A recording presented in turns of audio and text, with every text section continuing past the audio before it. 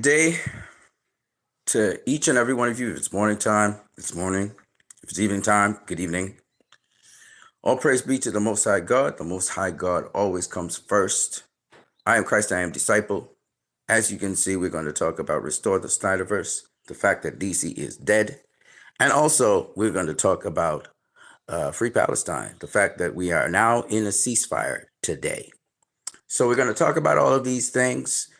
Sit back, relax, enjoy yourself, get some popcorn if you want, or get some food, get something to eat.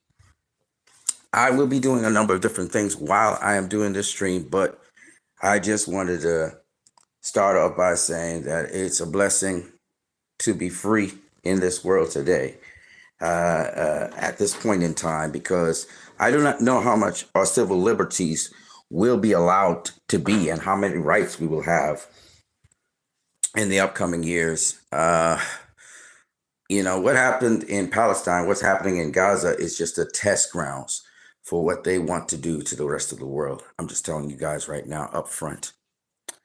Pleasant good day to you, ladies and gentlemen. The LIVE brand has expanded from drinks to punches. The punches cost $15. The drinks cost $10. In the drinks we have grapefruit orange sorrel, fruit punch, Morby lemon, ginger ale, and lime. In the punches, we have pumpkin, banana, Guinness, cocoa. We have sea moss, beetroot, molasses, and peanut punch. To order, check the description. LIVE, live now. We're live now. Good day, ladies and gentlemen. The LIVE brand also includes cleaning products. Now, here we have a number of cleaning products. To your right is disinfectant. This here is dishwashing liquid. This is fabric softener. And we have a new LIVE product, this product right here. This is car wash soap. We also have liquid detergent. To order, check the description. LIVE, live now, we're live. Yeah, that's my sponsor, LIVE. That's what sponsored this stream that we're doing. I forgot to share the stream on Twitter, on YouTube, on Twitter, Facebook.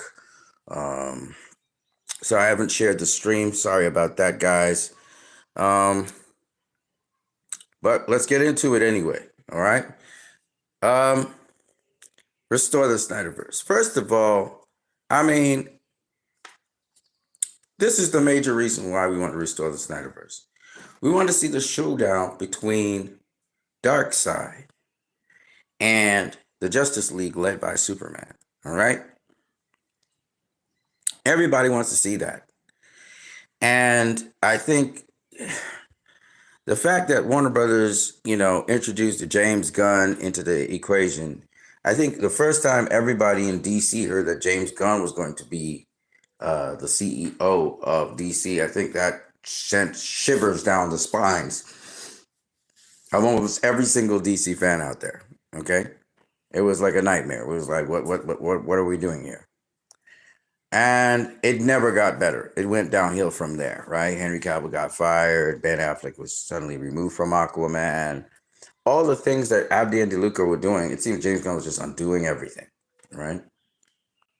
The hope that we had to see Zack Snyder back suddenly faded into the background. And I'm just rehashing the story a little bit for you guys, so you guys can remember. James Gunn, first of all, he said he wasn't going to be a CEO of DC Studios, and then he ended up being CEO. He said that, he wasn't going to do a Superman film. He was interested in the Suicide Squad, and he ended up doing a Superman film. When everybody heard that James Gunn was going to be the guy directing and writing Superman, again, we groaned with a collective groan. Because the problem with this whole thing was we couldn't see how James Gunn fit doing Superman. A couple things that people need to understand. DC's a little different to any other cinematic universe you have. You have the, we talk about Marvel, but Marvel's broken up into six sections. So you have the X-Men, Marvel, you have the Spider-Man Marvel, and then you have, the MCU. And I know they're kind of linking up now, but the Spider-Man universe is to kind of separate from, and the X-Men universe kind of separate from the MCU. They're now trying to merge everything into one. But, Marvel has such a large base of things. When you look at the Teenage Mutant Ninja Turtles fan base, when you look at the Transformers fan base, these are some of the fan bases that are out there. We also have, the Godzilla and King Kong universe fan base. These are fan bases which, generally speaking, they're not as critical as the DC fan base. DC fans are probably the most critical fans you'll find on the planet. But the reason why DC is kind of like that is because you're going to find that DC fans, I hate to say it like this, but they're not stupid, just brainwashed fans that just take anything, right? You can't just give DC fans just anything and they're just going to, accept it. Okay, so you have other fan bases, the Teenage Mutant Ninja Turtle fan base. You have the Transformers fan base. You could kind of get away with that with them, even the Marvel, the MCU. Not so much X-Men, but the MCU, X-Men. You gotta come good with X-Men, right? Because the bar was set pretty high, right? Say what you want about Bryan Singer and all the other activities he does, pedophilia and all of that, but Bryan Singer was a hell of a director. And I made X-Men something, right? X-Men was like next level, right? I remember when the first X-Men movie came out. Remember, what we had for superhero movies before X-Men was the things like Blade and Spider-Man, and we had some really cool ones, and then we had some flops, right? So when X-Men came out, it revolutionized everything. The first X-Men movie was really cool. We saw stuff that we never seen before on the screen, or even if we did, we never seen it that way, and never in a comic book movie. So Bryan Singer kind of revolutionized everything with X-Men.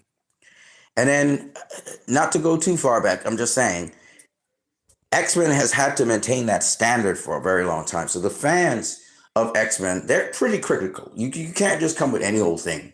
And the bar is set high with them. Okay. So you have also another set of fan base, which is pretty critical. And, to satisfy them, you have to really go the extra mile, is the Star Wars fans. Okay. So you have the Star Wars fans, but, at the top of the most critical fans you will ever find in comic book land, out of all the fans, I don't see why. Remember, DC started first. The first superhero movie was Superman, 1978. That was hugely successful, right? Since then, DC has evolved. DC has shown you it can do just about anything.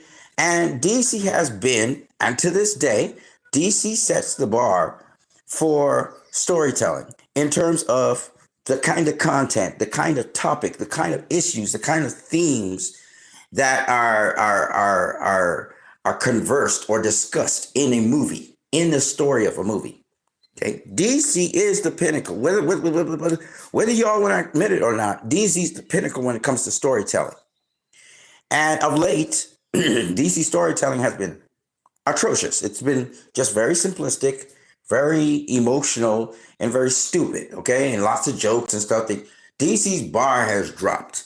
Okay, so for those people who don't know, I'll give you an idea of what DC looks like. I'm going to actually show you the history of DC so you guys can see. Okay, I'm going to go on to Google.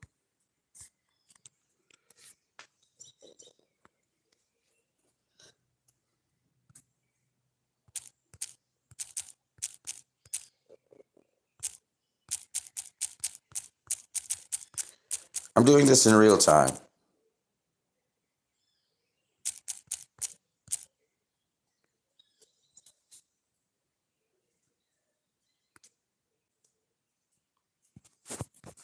All right, so you guys now get a perspective both in time and space, what we're talking about. Now, remember, DC's broken up into two different things, live action and animated films. And I just want to first go into the animated films to show you guys how much the bar of DC's bar is very high. It's very, very high. It's probably, I would say in terms of comic book movies, the bar is always set very, very high with DC. Okay. So let's just look at some of the animated films. Okay. Batman, Mask of Phantasm. That's a classic, right? Classic Batman film. Everybody talks about that all the time, right? Okay. So that was a theatrically released film. You had Teen Titans Go. Okay, that didn't do so well. And then you had DC League of Super Pets. Again, that was a flop, right? Now, Teen Titans Go is the opposite of Batman Mask of Phantasm. DC League of Super Pets is the opposite of Batman Mask of Phantasm. What do you realize immediately? The more successful DC films are the films that take themselves seriously, have a serious tone. This is just what it is. The people who are attracted to DC come to DC because they want something of depth. They want something that when they leave the cinema, they know something now that they didn't know before. They see a perspective on something that they didn't see before. I'll show you what I mean. It's this way over and over and over. It's supposed to have some DC animated feature called the Dynamic Duo. I don't know what the hell that's about, but anyway. All right, direct to video. Batman and Mr. Freeze, Sub-Zero. Okay? That's not funny. It's serious. It's a film that takes itself serious. Batman Beyond, Return of the Joker.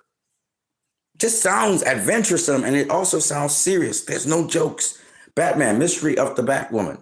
Batman versus Dracula. This was in 2005. In 2006, Superman, Brainiac Attacks. Oh, this was a great one. You guys should check that out. It's really dope. 2006, Teen Titans, Trouble in Tokyo. When Teen Titans was taken seriously, it wasn't this comedy fest bullshit. People watched it. You know what I'm saying? Superman Doomsday. Look at the topics, ladies and gentlemen. We are yet to see some of these topics in motion, right? Because one of the other things about DC is when we've seen these epic films in animation, we always wonder what it would be like in live action. Okay. And Zack Snyder was trying to make that a reality. And what James Gunn is doing right now, nobody gives a fuck about. You know why? Because we don't have a whole set of animated series making us pumped up for this shit. You understand? The animation pumps you up for what's to come. James Gunn is known for dealing with these characters that are not main characters and making them do something, making them do what they do. And he only did that for Guardians of the Galaxy, by the way. He didn't do it for any other movie out there, okay? But these are mainstream characters. Superman Doomsday, Justice League, The New Frontier. I remember this. And it was such a new design and everything. And then just the whole, how it was done was just great. Batman, Gotham Knight, Wonder Woman. Oh, yes. Wonder Woman 2009 was just a dope, and violent, blood and all kinds of things. And the stakes were high. And a serious toned movie. There was nothing funny in the movies. Okay? This is animation. I tell you, DC takes it to the next level. Green Lantern, First Flight. Get serious. Superman, Batman, Public Enemies. This was great. You guys need to see this. Again, I'm a DC fan, so I know I've seen these animated movies already. And if you guys are DC fans, you guys know what I'm talking about here. I told you the bar is very high for DC. It's very, very high for DC. Right? Marvel, not so much, because the characters that they base it. Now, the major characters in Marvel weren't. Iron Man was never a major character in Marvel. They built the Marvel universe around Iron Man, but Captain America was always a known character. Thor was was always a known Marvel character. The Incredible Hulk was always a known Marvel character. Spider-Man was always a known Marvel character. And then later on, the X-Men, okay? There was no Iron Man. I want you guys to understand, Marvel did something different and pulled it off because with an unexpected success. They didn't expect Iron Man to do so well, and it did, okay? They were able to do that and pull that off because nobody was interested in Marvel like that.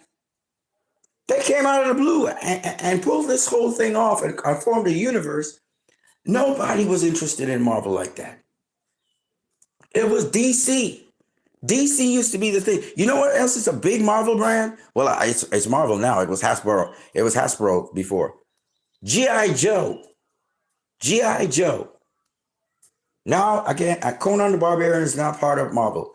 But Conan the Barbarian was his own thing as well. Okay?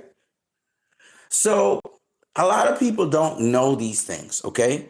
Now people talk about DC, the comics, they're not hard, they don't go hard. The comics are even harder than the animated version of DC. The comics are even more intense. That's what people don't realize. DC's been hardcore for a long time. They talk about Marvel comics are more hardcore. Sometimes there's more action scenes, there's more fighting. It's not more hardcore. Spider-Man doesn't have as much murder in it as, say, a Batman movie. A Batman comic. Batman comics have been known for people dying in them. Because that's what Batman is. He's a detective. He investigates all kinds. Batman's been dark since the 70s. Not successfully dark, though. It got its success with Frank Miller's. After Frank Miller did his thing with The Dark Knight, that's when they really started getting sales. They were moving dark, though, before Frank Miller did his thing, okay? But the runs weren't as successful, right? And Batman he'd be killing in all those comics. And let me just say, he's not intentionally killing, okay? He intentionally killed one person. I know that, but in a lot of the adventures, he wasn't intentionally killing people. He'd throw a guy, for instance, and break the guy's neck or whatever. So the point is, DC Comics been dark, okay? But as they are dark, there are certain characters who are light.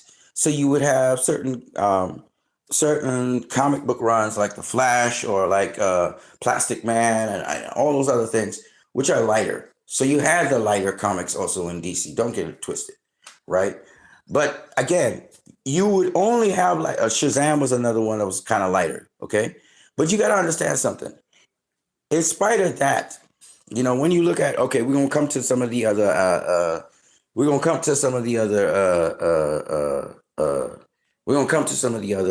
animated movies, right? But I'm just saying, a lot of people don't realize that DC has been this way in the comics. They go hard with the New 52s. It's hard comics. They no comedy in them comics. DC's been this way for a while. Okay, that's all I'm saying. All right, so Superman, Batman, Public Enemies, Justice League Crisis on 2 Earths. That's really dope. You guys should check it out. People always talk about Batman Under the Red Hood because, of course, Jason Todd comes back. He's the Red Hood. But it's very important for people to realize, they quote this as, Batman doesn't kill, that Batman doesn't kill. Okay, but this is one story of Batman. Y'all make it sound like, oh, it's canon, so therefore it must be. Batman says all kinds of things, people. In The Dark Knight Returns, Batman came out, was using guns, okay? He used a gun to gun down a kidnapper so he could get the hostage, okay? Then he turns around later on in the movie and says, okay, this is the weapon of the enemy, right? And breaks the gun. He's encouraging the Sons of Batman, which is what they're renamed. They were the mutants. They're not called Sons of Batman. He's encouraging them not to use firearms. So you got to understand something. Batman's creed is he's not really into using guns, okay? That's why he uses grappling hooks and all kinds of stuff. But he does use guns. He has guns on his tank. He has guns all over the place, okay? But Batman is not, just because he says this is the weapon of the enemy doesn't mean that he doesn't use guns, okay? He will use it, okay? When the occasion comes, he will use whatever he has. And this is the thing that a lot of people, they talk about, under the Red Hood, and Batman would be like the enemy if he didn't kill Joker and stuff like that. But Batman goes straight out in Death in the Family, and he's plotting and planning to kill the Joker for killing Jason Todd. So you can't just pencil down Batman into a box. He's hypocritical at times. He will tell people to do this, which is his rule, okay? So Batman does have rules. Yes, he does not use guns, and yes, he does not kill, Okay, for those of you out there who are saying, "Oh, Batman doesn't," Batman doesn't kill at all. You can't say that because he did. He killed. Okay, but he does have a rule. He does have, because of the licensing authority that was over the comic book movies, and Batman was killing people left, right, and center. They decided to disarm him, so they said, "This is a creed from them. He's not. He doesn't use guns, and he doesn't kill." Okay, so that's what they, because they wanted to tone him down. Okay, and so Bob Finger, and the other guy, they toned him down. Okay, this is the only reason why Batman is toned down. Okay, all right. It's because of this licensing thing, or the authority over comic books, that made this decree. Batman was killing all the time, so because of that, they dialed him back a bit. Okay, but he still kills. He still kills, not as often, as say the Punisher or some other guy, but he does kill. He doesn't always intentionally kill, even though sometimes he does intentionally want to kill, and sometimes he intentionally kills. He sets up the thing to kill the person. So Batman's a guy that's kind of hypocritical. When the circumstances provide it, depending on the threat, he may be pushed. He will maybe even deliberately commit murder or deliberately plan to kill somebody, take him out. Okay. But Batman is the guy who, yes, he generally doesn't use guns, and he generally doesn't kill people, especially innocent people. He's not looking to kill innocent people. Okay? So this is very important to understand. Now, Batman is a criminal. I got to be honest with you. He breaks and enters without warrants. Okay? He uses excessive force. Okay? That's just Batman. Okay? He will extort people. He uses extortion. Okay, so he got information on you. He will use that information on you. He'll say, bring it to the open, so you have to keep quiet. Batman does things which break the law. He breaks the law a lot. Okay, he will extort you, like when the guy that got impaled with the glass that went through his artery, and Batman said, if I pull this out, you're gonna bleed to death. If I leave you alone, you're gonna die. So tell me the information, or else you're gonna die. That's extortion. Okay, that's coercion and extortion. Okay, so that's Batman. Batman is a bad cop. Think of a criminal, a corrupt cop that is still, his goal, his focus is on bringing justice. That's Batman. But he's not a cop. He's a vigilante. So it's even worse. Okay, that's Batman. Now you have the other version. There are different versions of Batman. Okay, you have the 1966 version of Batman who keeps the law. He doesn't break traffic lights and stuff. But he's a parody of Batman. He's not really Batman. And that's the Adam West Batman doesn't live in a world that is real. Okay, Batman generally was brought into the equation to fight mobsters and gangsters, and that's why you have the Corleones and all these mobs that were running gangs in Gotham. That's what Batman was originally supposed to do: fight these mobsters, these crimes. These people can't be touched by the law. He's the guy that will get to them. He's the guy that will get them. All right. Batman is the guy that will do whatever it takes to bring justice to the table, to avenge the powerless, the helpless. Okay. That's what Batman is. In essence, that's what Batman is. Okay. He's the guy that, will get down and chase down somebody who's openly corrupt but has so much power that he's not getting put into jail or in prison. That's Batman, okay? So for those people who don't understand what Batman is, this is what Batman is, okay? So when you go to Under the Red Hood, he doesn't kill. Look at his philosophy for killing. He doesn't want to be like Joe Chill, who killed his parents. They go into all these big, long rants and raves. When the original Batman, he swore that he would avenge his parents' death by ensuring that any criminal out there would not be able to do the same thing that that happened to his parents. And he promised to strike fear into the heart of criminals. That's what Batman is all about. His real goal is to be a deterrent, to strike fear in the heart of criminals. So any petty crime thief like a Joe Chill, whatever, would think twice about doing crime, because Batman could just show up behind him, because Batman just shows up, right? He just shows up and disappears, right? He's kind of like Prince, right? Prince will just show up and then just disappear, right? That's Batman. So he creates that. I don't know, man. If I go try to do this crime, Batman might just show up just like that, and just get me, That's the thing with Batman. Okay. Now you have parodies. Like I said, you have parodies of Batman, like, the 1966 Batman, which Batman is not just showing up. He's not this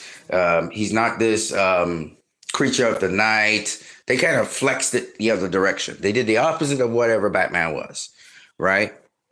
He's a law-abiding citizen. He's got contact with the police. He works with police together, but that's not Batman, right? We all know Batman. He does his own thing. The police not supposed to know what he's doing, right? And he produces the results. He gets the criminal. The police apprehend the criminal, arrest them, and that's that. That's how Batman really works. That's how the original Batman worked. That's how the Golden Age Batman worked. I want you guys to understand something. When you're looking at etymology of things or the origin of things, this gives you the perspective of where the thing has evolved from. And from there now, you can understand the character even better, because whether it's canon or not canon, you want to know every single bit of information about the character. And that's what shapes how you see the character. For example, with Batman went through a campy period from 1950 all the way down till almost the early 80s, right? And we had Super Friends and Batman and Robin. And Batman, in that case, he had his gadgets. He helped with the super team to fight crime. He was more of a detective. Very much like Batman 66 was more of a detective trying to solve the crime, problem solve. Okay, Robin. It's kind of like Batman and Robin was kind of like, it's like one of those, not Mr. Rogers' Neighborhood, but kind of like that. It was kind of like, I don't know if you guys know what Electric Company is. Electric Companies come with something like Sesame Street. Batman and Robin in the 1960s and even the comics and everything was kind of like a Sesame Street sort of version, where it's there to kind of teach kids that good wins over evil, and basic little funny little silly things. So Batman and Robin and all of that was geared towards kids. It wasn't really, Super Friends was geared towards kids. And so kids believe anything. So it doesn't matter how ridiculous the situation is. You gear it to it. So that's what, this is what Warner Brothers wanted to do. They wanted to be like Disney. Disney's known for gearing things towards kids. They're really good at that. And Warner Brothers was trying to get into that demographic because they believe that if you can get to the kids, the whole family has to come, and then you have a whole set of money from it. The problem with it is they've not been successful with it because the history of DC and the audience that comes to see DC, it doesn't fit that demographic. Okay. All right. So, I've gone really, really deep into something I probably shouldn't have gone so deep into. But anyway, the point is that the comics, and the lore, besides it being different people writing the lore and adding to the lore and different versions of the character, you also have to look at the fact that you're dealing also with not just a character that you say, well, this is the canon version of the character. No, you have to look at canon and non-canon. You have to look at every single Elseworld version, because if it's called Batman in that Elsewhere version, whether he's a vampire or whatever he is, what made him Batman? You have to ask yourself, what is the essence of Batman? If I were to change him, flip this character this way, that character this way, this character this way, what keeps him still fundamentally in his core essence Batman? We've seen Thomas Wayne as Batman in Flashpoint, right? We've seen him in Flashpoint, right? He's Batman, unmistakably Batman, but he kills, right? So this is a version of Batman. But what made him Batman? Why wasn't he Spider-Man? Why wasn't he the Punisher? Why wasn't he? You have to ask yourself that question. If you're talking about even if it's a version of Batman, what made this version Batman? That's what you have to ask yourself. That's how you are able to isolate what in its core is Batman. Is Batman just somebody who dresses up as a bat? No. There's more to Batman than that. So what is it that makes Batman Batman? And that's what you have to understand. Batman. Let's explain it. Batman's always seeking justice.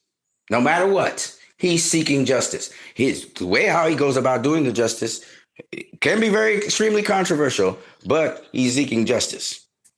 2, Batman's a creature of the night to instill fear in the hearts of criminals and in those who break the law. This is the essence of what Batman is. So no matter what version of Batman you see, whether it's Batman with the owls, whether it's vampire Batman, whatever version of Batman you see, this is something that is sort of the core of him. He's always seeking justice. Whether in his mind he's deluded about it and he's trying to make it make sense is besides the point. The point is, in his mind, he's trying to seek justice. That's the important thing. 2, remember, Batman, in his essence, is trying to strike fear in the hearts of criminals. And I know there's versions of Batman which he beats up the criminals and whatever, but the criminals are still wary. Once Batman appears on him, even Batman 66 Batman and the Batmans in the 1950s, once they see Batman, they're like, oh, snap, there comes Batman. You know, they're all afraid of Batman because Batman can just appear on them. All right. The other thing about Batman that makes Batman Batman is that Batman, this may or may not be a part of him because it depends on if he's a creature or if he's, but usually he's using his brain to try to be a detective. He's trying to solve something. Okay? Batman's always trying to solve something. That's just the way how Batman is. So generally speaking, that's just and sometimes it's there, sometimes it's not. But the essential thing is the fear in the heart of criminals and of course, he's dressed up like a bat. And also the fact that he's always seeking some version of justice. Okay? You look at Batman, whether it's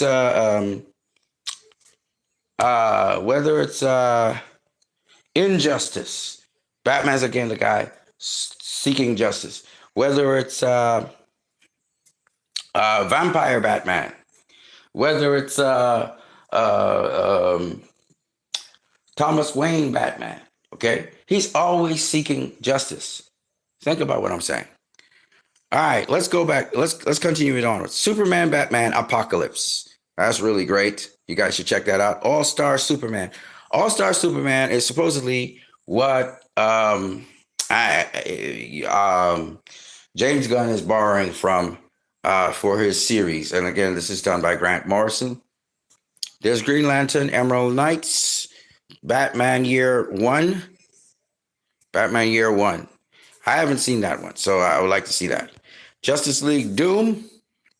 Saw that, really cool. Superman versus the Elite. That was really good as well. The Dark Knight Returns Part 1 and Part 2. Again, not as hardcore as the actual graphic novel, but still, it's good. Superman Unbound. Oh, this is incredible. This is where he fights Brainiac. Really great stuff. You guys should really check it out. Justice League, The Flashpoint Paradox. Yeah, this was great. This was great. Graphic, you know what I mean? And, of course, there's the comic for that as well. Justice League, JLA Adventures Trapped in Time. Justice League War, fantastic. Son of Batman, fantastic. Batman Assault on Arkham, just tremendously fantastic. One of the classics. You can go and check that out. It's just a classic. You know what I mean?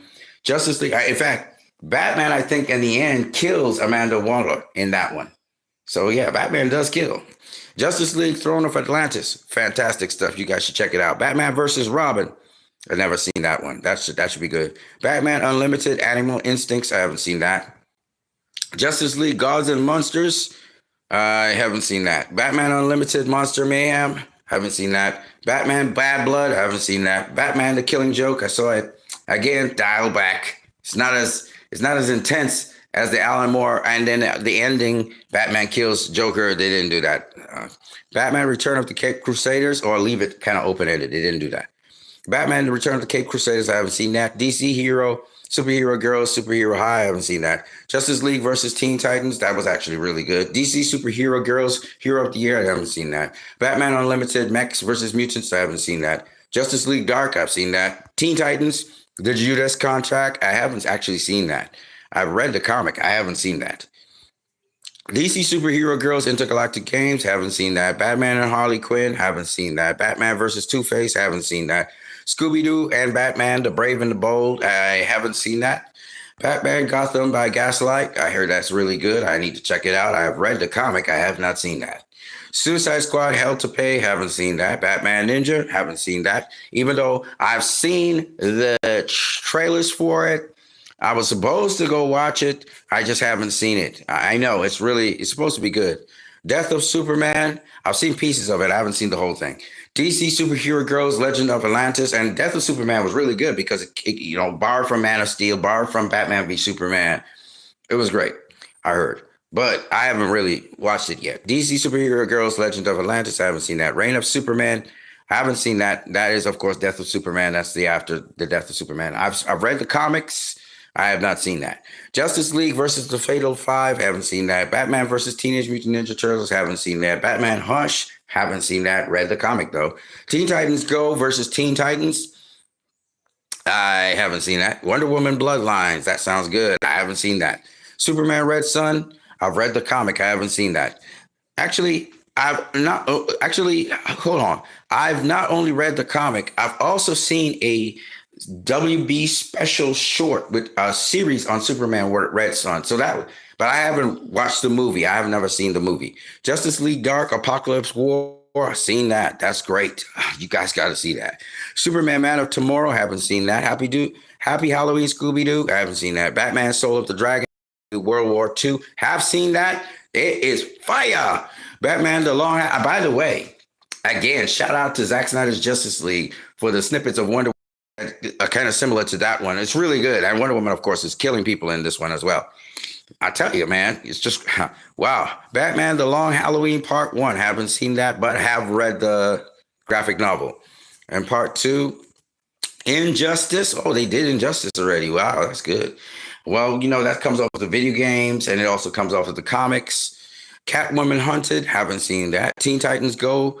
And DC Superhero Girls Mayhem in the Multiverse. Don't give a fuck about that. Green Lantern Beware My Power. That looks good. Batman and Superman Battle of the Super Sons. I haven't watched that. Legion. This is 2022. Legion of Superheroes. I haven't really watched anything, I think, post 2019, to be honest with you. Batman the Doom That Came to Gotham. Justice League, The Superheroes Huntsman Part 1. Justice League War World. Scooby-Doo and Crypto 2. Justice League RWBY Superheroes Huntsman Part 2. Merry Little Batman. This is some bullshit. Justice League Crisis on Infinite Earths Part 1. I heard that's really good. Justice League Crisis on Infinite Earths Part 2. I know the CW did something like this. Of course, we also have the comic. Justice League Crisis on Infinite Earths Part 3. So I haven't watched any of those. Watchmen Chapter 1, Watchmen Chapter 2. I haven't watched any of those, and that was last year. And coming up, Aztec Batman Clash of Empires. It sounds like bullshit. Batman Ninja versus Yazuki League. That looks like that's fire. And the Jurassic League. What the fuck is that? I don't know. So anyway, when it comes to the animated, you can see the bar is really high for the animated films and stuff. And that's what I like about DC. So I just want to show you now the live action films of DC. And again, almost every single thing I just showed you in animated, except for probably Teen Titans Go and whatever the fuck that woman's thing was. Um, uh, it's serious. Okay? This is DC. DC's generally serious. Superman 1978 had some humor in it, and of course, Clark Kent behaved like an ass. But in the newspaper, which I thought was just really retarded, but whatever. I've outgrown Superman 1978 to a great extent. It's a magical film, though. Shout out to Richard Donner, who wanted to evolve, by the way, Christopher Reeve even further to have an evolved Superman, but it is what it is. Superman 1978 is more of a light film, right? It's not serious. But before that, we had in 1951 we had Superman and the Mole Men. Superman and the Mole Men was a serious film. It was black and white, of course. It was a serious film. Okay. And then George Reeves took over in the 1950s and the 1960s. Superman, again, a serious film. And George Reeves, how he played Superman, was not a buffoon Clark Kent. It was a serious reporter Clark Kent, who, generally speaking, Clark, got the major scoop. And Lois Lane actually, interviewed Clark to try to compete with him to get the scoops before he did. In 1966 came out Batman. Of course, the 1966 Batman, this was wacky, funny. Like I said, mostly made for kids and for people, they're trying to do chill in the 60s, the music and the style, the pop culture of the 60s, people getting down and dancing and stuff like that. Even though we knew in the 60s, this was the middle of the Black Power movement and a lot of revolutions and a lot of, the Black Power movements were actually 4 years later in the 1970s, but nonetheless. And you had, all the civil unrest and stuff because of civil rights, the civil rights movement and stuff. So this was kind of like a escapist sort of thing they were trying to do. And it was very successful. In 1978, we had the Superman movie. In 1980, we had Superman 2. These were tremendous successes. Richard Donner was kicked off of Superman 2. And we never had a successful Superman movie after that. So in 1982, we had Swamp Thing. Again, Swamp Thing was not a comedy. It was a very serious movie. Then we had Superman 3, which was a flop. Supergirl was a flop. Superman 4 was a flop. The Return of Swamp Thing, that actually flopped. We had 1989 Batman, and this was a much seriouser tone, darker, more violent version of Batman. And this is what changed the tone for Batman completely, because not only in 1987, of course, Frank Miller, 1986, 1987, Frank Miller did The Dark Knight Returns. And Tim Burton wanted to sort of feed off of that. But also, the 70s Batman was pretty graphic himself, okay? And,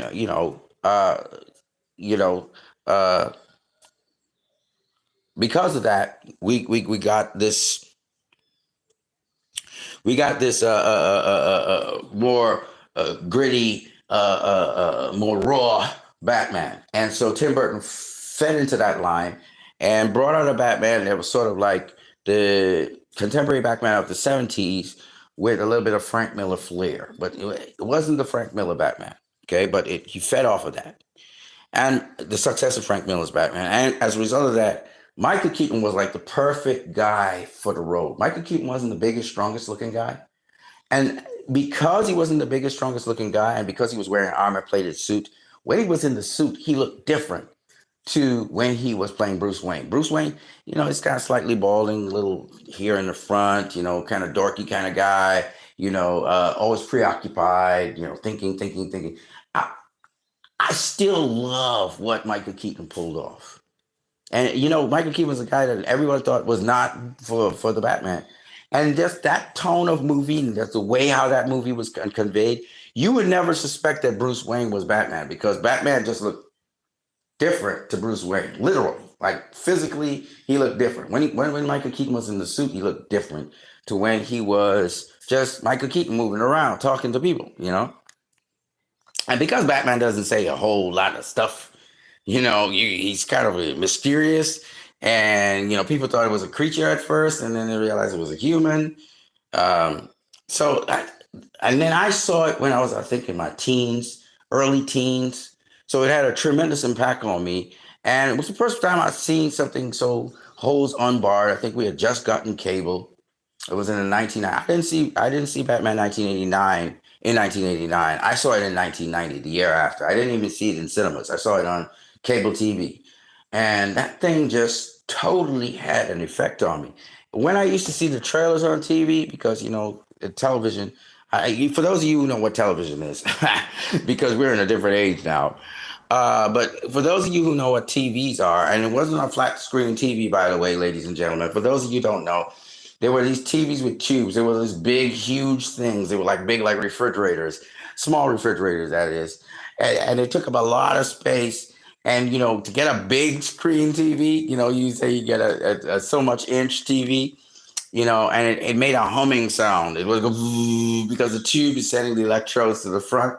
See, you guys know about plasma screen TVs and LED screen TVs. There was none of that. It was like this thing, and it's giving off radiation, and people don't know about these things. Like times have changed, ladies and gentlemen. Like we've been in the times of the radio when you just used to listen to the radio.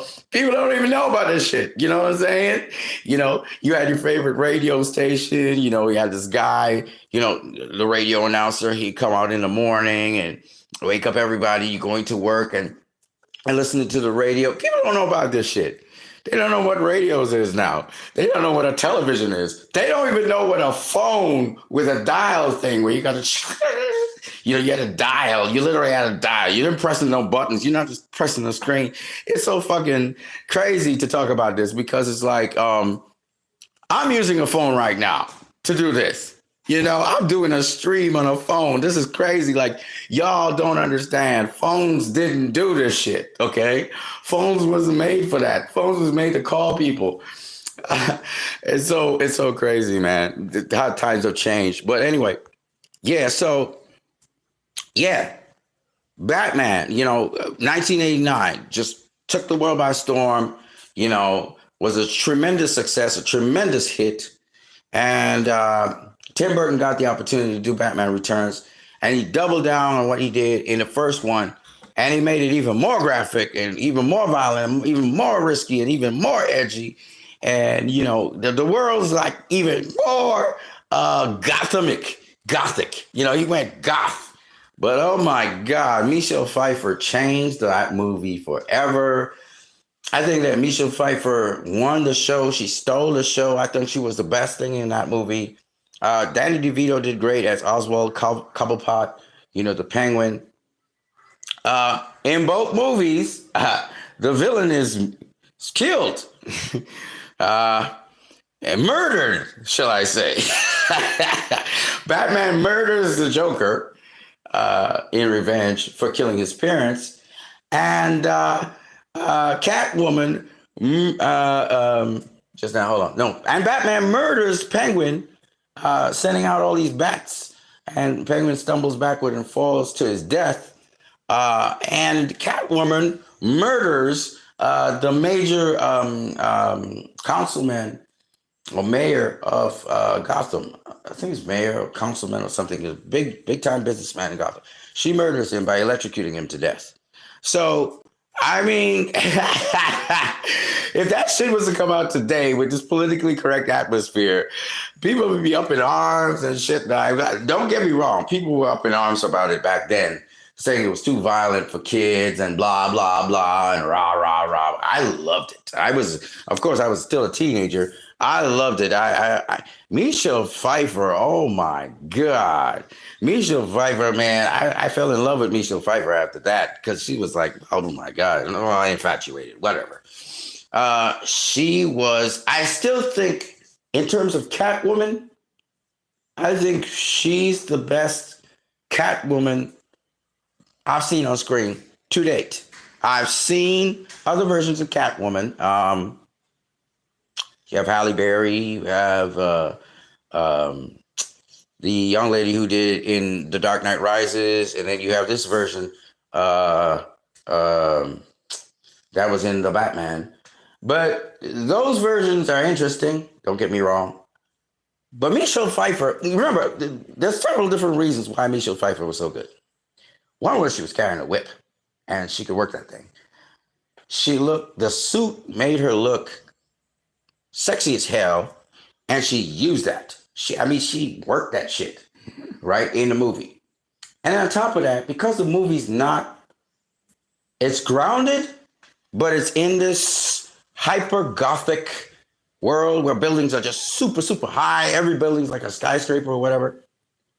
Because of this fictional world that Tim Burton created, it allowed for bigger than life characters and bigger than life, larger than life renditions. So you could exaggerate and embellish a lot of things, and it wouldn't feel out of character with the world that you were in. And so Michelle Pfeiffer took it to the extreme. And you actually had little comedy parts in there. But it was basically a serious tone movie. And they took a lot of risk. Like, there would be so many, like, feminist groups would be up in arms about this movie.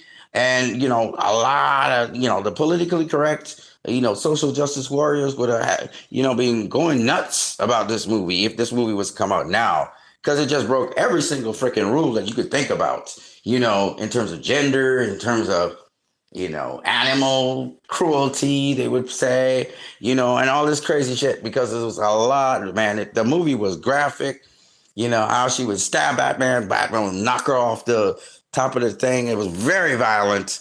It was. I love that movie. I so love that movie. It is so politically incorrect. I love that movie. And so Batman Returns to me it's strange because Warner Brothers, they did not go back with Tim Burton for Batman Forever and Michael Keaton. They moved to Val Kilmer. They dialed down the movie. The movie was sappy as shit. It was trying to do some psychological something. And then the next movie was just trash. Batman and Robin, George Clooney, just pure trash, And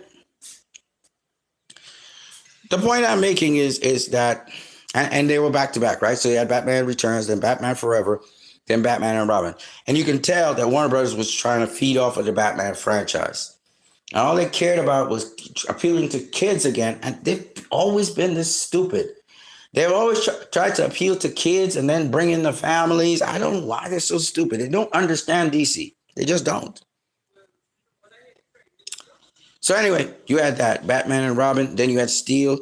They had two flops that year. You had Catwoman, which was another flop. They then made a movie after that for 7 years. They then did Catwoman, and that flopped. And then we had Constantine. And Constantine, to this day, they're not doing a sequel. Warner Brothers is not doing a sequel with Constantine. They have not worked out that. Keanu Reeves is on board for that. So their main actor, he's on board to do Constantine. All right. I'm sure Keanu will take a pay cut to do Constantine. Keanu loves Constantine. I love Constantine. It's one of the, just one of the, a mythic story that helps you to think a little bit more about things, if you understand what I'm saying. And it's sort of like a detective drama, a horror detective drama with a mythological horror detective drama. This is what makes Constantine good. Okay, it's not following exactly the Constantine of the comics. If you're looking for the Constantine of the comics, you're not going to get that exactly. But the spin-off is so intriguing, and they have never, and you can go and watch it now, and you'll see how good it is. And this was done in 2005. And that same year, Batman Begins also comes out, Christopher Nolan's classic. I was bored watching it. I fell asleep a couple times watching Batman Begins because to me it was just very long and monotonous. However, it does fill in a lot of the gaps in Batman Year One and in other things. And people really loved Christopher Nolan stuff. This did not actually, it just barely broke even when it came out. And then the next movie, it made a lot of money. The Dark Knight, Christopher Nolan outdid himself by hiring Heath Ledger. And to this day, I tell you, Heath Ledger did a phenomenal job. His Joker, the version of his Joker that they did was not exactly the Joker I was thinking about. This Joker focused on chaos more than on insanity. Okay, Joker's more my opinion. Joker's more focused on breaking the rules of sanity. Okay, Joker likes to break people's rules, make them not. But chaos, I guess that could do as well. But again, that's a different perspective, and that's what I like about DC. DC pushes a different perspective. You know, Superman Returns was a flop, and flop, out of flop. You know, it was didn't get off the ground because again they were trying to pursue something that was no longer there. It was a serious tone movie, but nonetheless, they tried to make it a rom-com, a romance film, instead of focus on what Superman is, what's he about. And they should have moved away from the Christopher Reeve model, but they never learned their lesson. To this day, they're still trying to pull up the dead ghost of Christopher Reeve for some reason. I don't know why. They're trying to evoke the man's spirit. The man's sleeping. Let a man sleep. He's special. He and Richard Donner are special people. That was for a certain time, and now, and they made these, lasting moments. But that doesn't mean now that you need to duplicate that. You need to replicate that. Why are you trying to do that? The Dark Knight, like I said before, fantastic movie. You will notice the tone of almost all these movies, all right, particularly after Batman, okay? After Batman, the tone of DC turned dark, okay? And it's been that way since 1989. Batman Begins, The Dark Knight, Watchmen was particularly deep and dark. Um, Jonah Hex, all gritty, dark. Green Lantern, again, Jeff Johns was behind that. Jeff Johns was also behind Superman Returns and advising. And Jeff Johns seems to just be this fucking cancer on DC. Okay. Dark Knight Rises did well. Then Man of Steel, Batman v Superman, Suicide Squad. The studio decided to try to make it lighter and fucked up the story. It still was good enough. It had enough essence. The actors did such a good job that it pulled through. But, they fucked up that film. Wonder Woman, again, much more of a darker film. Had some hope in it. Very serious tone. Did very well. And then after that, if you look at everything after that, it's Flop Fest we're talking about. Justice League, Flop Fest. They commandeered Zack Snyder's film and fucked it up. Aquaman. Aquaman was successful, but Aquaman is a shit film. I'm gonna be real with you. It has some great action scenes. It has some great action, but it's shit. There's nothing to the story. The story's basic. It's he was looking for his mom. His mom was alive. He finally became Aquaman. He forgave his brother. Okay, that's basically the story. There's nothing else to it. It's not that deep. It's an adventure film. And in terms of DC films have a lot more depth to them, but it is what it is. Now, Aquaman was supposed to be something much bigger, much deeper. James Wan was working with, Snyder and then Jeff Johns and John Berg took over, and Jeff Johns diluted down that story to shit. Okay, that's all I'm gonna say about that. Shazam, it made some profit. They were expecting more from it, but it made some profit, and so it did okay. Aquaman, Shazam did okay, and then after that, we had Joker, which was again in the tone of DC. Right, it was dark. Even though it was dark, it was informative. This is how somebody might have been able to go this way. It gave us a middle finger though, because Joker Part 2, which I don't want to consider existed. I was trying to say that Arthur Fleck was not Joker and that the real Joker was inspired by him, but we're not going to go into that. This is what the film is called, Joker. And I'm just going to behave like there was never a sequel. Birds of Prey, that was shit. They tried to make it funny. They dialed it back, and so it was fucked up. Wonder Woman 84 was crap. The Suicide Squad, crap. The Batman again, serious tone movie. Didn't really bring much to the table, like I said before, but hey, it's more of a ripoff of Nolan's Batman. And This was a sort of a mystery sort of. They try to do it in the form of a mystery where you're trying to find the killer, but we already knew the killer was the Riddler. But he managed to still keep killing, even though he was in prison. It's not that deep a story, really. The Batgirl, that was canceled, so it is what it is. I can't say much about it. Black Adam, that was a flop. Shazam! Fear of the Gods, flop. The Flash, flop. Blue Beetle, flop. Aquaman and the Lost Kingdom, flop. And Joker Folia Paju, flop. The only serious movie in that whole thing was Joker Folia Do, but because we learned that, Alta Fleck wasn't Joker to start with, it's kind of like, fuck you. It's a big fuck you to us. And so I really don't, I don't really don't dig it. So coming up this year is Superman, right? 2025. And 2026 Supergirl, Woman of Tomorrow. I just wish that this wasn't happening, but that's what they have. Now you will notice these are what went into cinemas. Okay. But you had stuff that was on HBO Max as well. Let me see if I can find it. Oh, you also had Road to Perdition and A History of Violence. Those were fantastic films, by the way. I enjoyed them. The Extraordinary Gentleman was also really good. I can't find anything else. So anyway, Zack Snyder's Justice League is not in there because it didn't make it into theaters.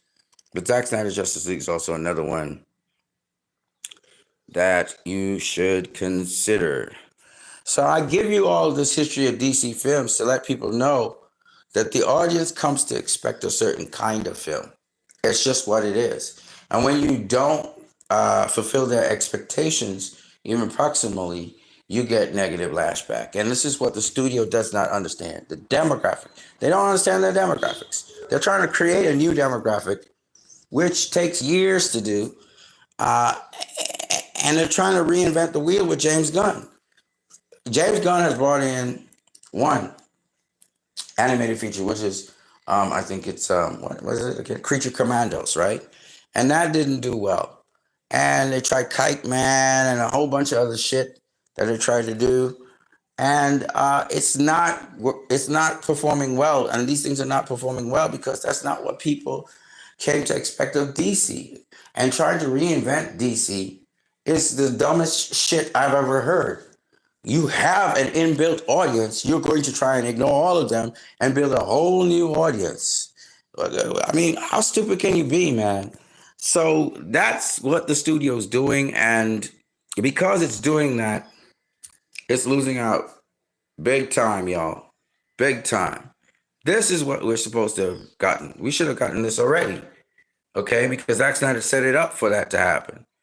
And these stupid people, I don't know. I don't understand why. I'm sure they're profiting off of it. That's why they're doing.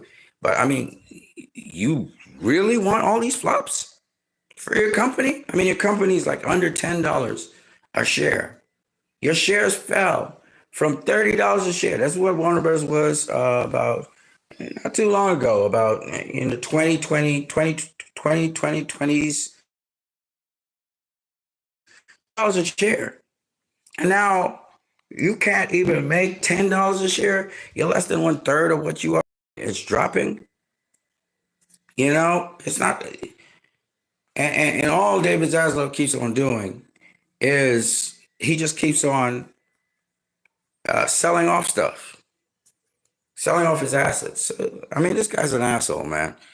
Anyways, let's get to this. This is funny as fuck. So let's get it.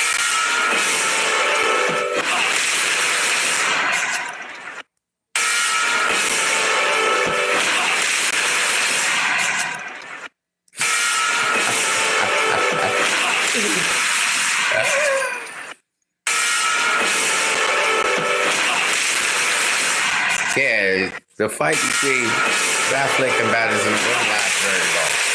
It wouldn't last very long.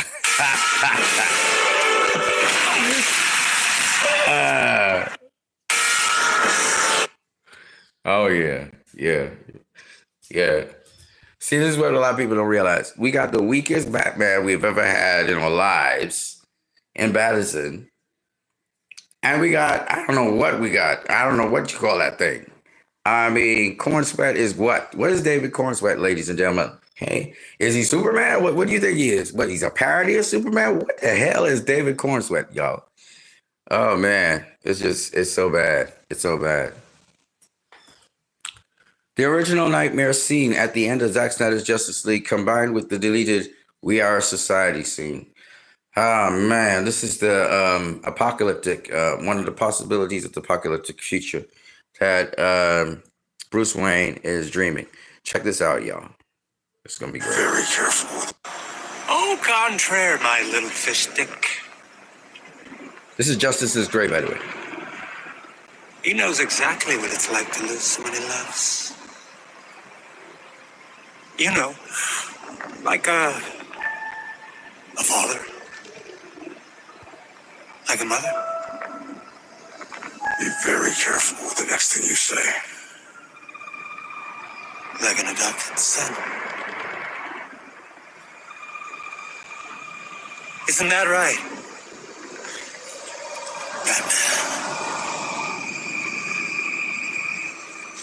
Maybe, in a way, that smelly old flounder is right.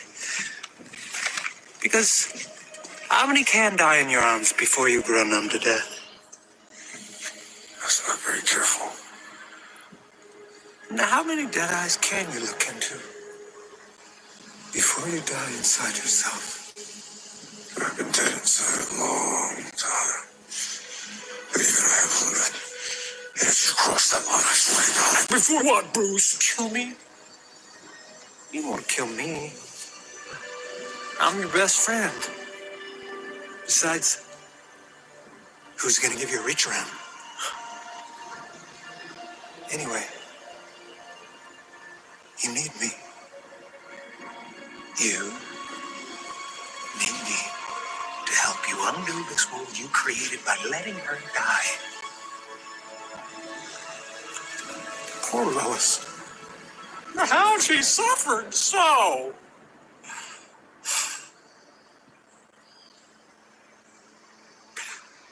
I often wonder, how many alternate timelines do you destroy the world? Because, frankly, you don't have the colonies to die yourself.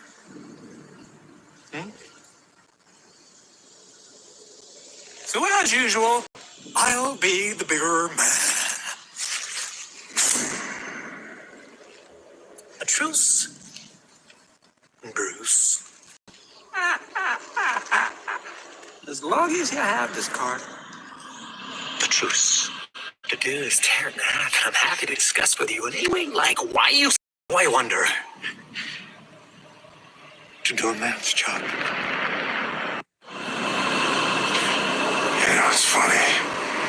You could talk about people who died in my arms. Because when I held Harley Quinn and she was bleeding and dying, she begged me with her last breath that when I killed you, and make no mistake, I will fucking kill you, that I do it slow. I'm gonna honor that promise.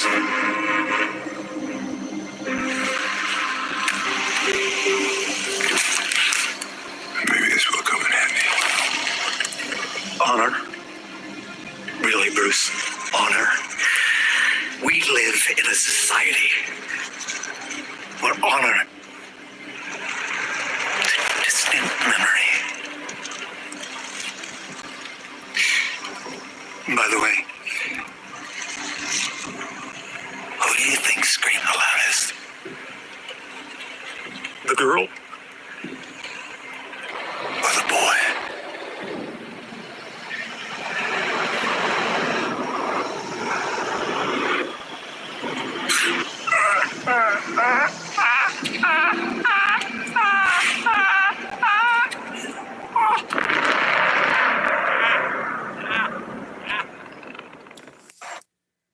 At least in the... That was classic. Early wish that version was what we saw. Justice is Great doesn't even have that version. And that's the version I wish we had, because Joker had the better of Batman at the end of that little shenanigan. And it said so much. Like, it told us, you know, it's talking about the death of Robin, the fact that Harley Quinn is dead, the fact that Batman, obviously, he was afraid to die to protect Lewis, going back in time, and so that's why we're in all these alternative realities.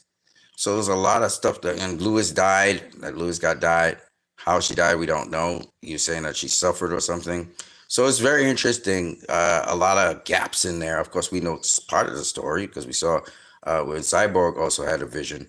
He saw Superman holding Lewis's charred body. So it's really interesting. And I hope Amy Grant and everybody else, I'm sorry, Amy Adams and everybody else can come back to do Justice League Part 2 and Justice League Part 3. I can't wait to see those movies. Restore the Snyderverse, ladies and gentlemen. Oh, yeah. So my boy, Restore the Snyderverse Chaos, he says, words of business wisdom from us who are called toxic Russian Snyder bro butts. Are Zack Snyder, Ray Fisher, Wayne T. Carr et al. Back? Until then, I stand with Ray Fisher. Accountability is greater than entertainment. Boycott WB until the shit fucks down the street. AKA the shit fucks down the street. Warner Brothers, restore the Snyderverse or get the fuck out of here. Okay, I'm going to get to Israel, but first I want to talk about DC a lot because pretty much DC is dead, and we'll talk about how that is so. So I gave you a whole background on DC, background on the audience, background on the movies that come out of DC, both animated and also live action. I even talked a little bit about characters and about the comics and the development of the characters. I did all of this long diatribe so that you guys could understand who watches DC. You know, how critical they will be, why the bar is set so high for DC, why DC audience and DC fans come to DC to get something even more than what the typical comic book movie, generic comic book movie out there is doing. And that's what James Gunn has to try and compete with. Okay. And everybody praising Lewis Lane. Like, you know, investigative, always getting to the bottom of the story, always in the middle of the action. That's Lewis Lane. You know, tough, but yet at the same time gentle. So that was an extra dimension of Lewis Lane we had never seen before. Sort of soft-spoken person, but she's still tough at the end of it. We saw it in the Nairobi incident. So it was really interesting to see this version of Lewis Lane. You know, wasn't the redhead, but she kind of dyed her hair a bit to get it red. It's just very interesting. That's all I'm saying. Okay, so I wanted to show you guys this here, which is my post. And again, Superman being Superman in Justice League animated series, and look at him go at. Is that a Mongol? I think that's Mongol. He's punching him away. So this that we saw, just, you know, I was hearing some people say, you know, Superman, he didn't have to beat up Steppenwolf like that. Why was he so savage? You know, well, there you go. There's your answer.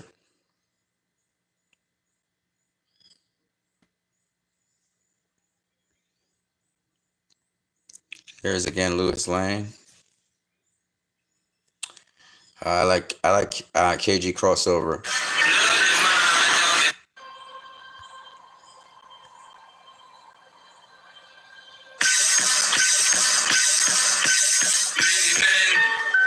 Wish death upon me. Blood in my eye, dog, and I can't see. I'm trying to be what I'm destined to be. And niggas trying to take my life away. I put a hole in a nigga for fucking with me.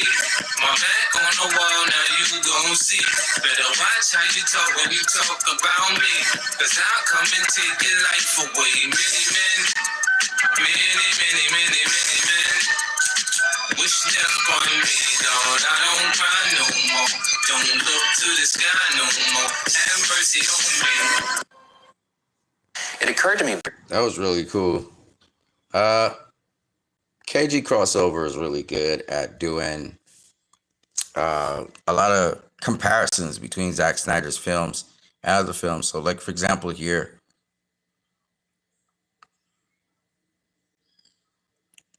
this is from Superman the Animated Series as well as Justice League Unlimited. We see similarities between Justice League and the Snyderverse.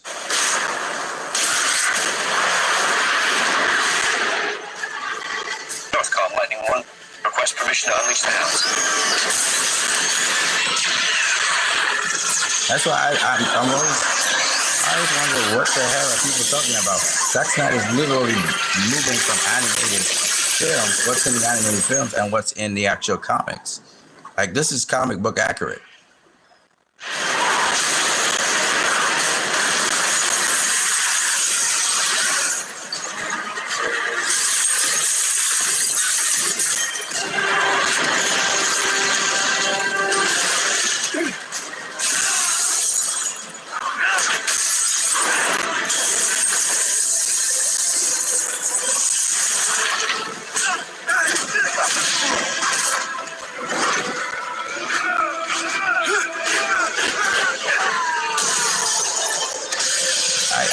I don't get it.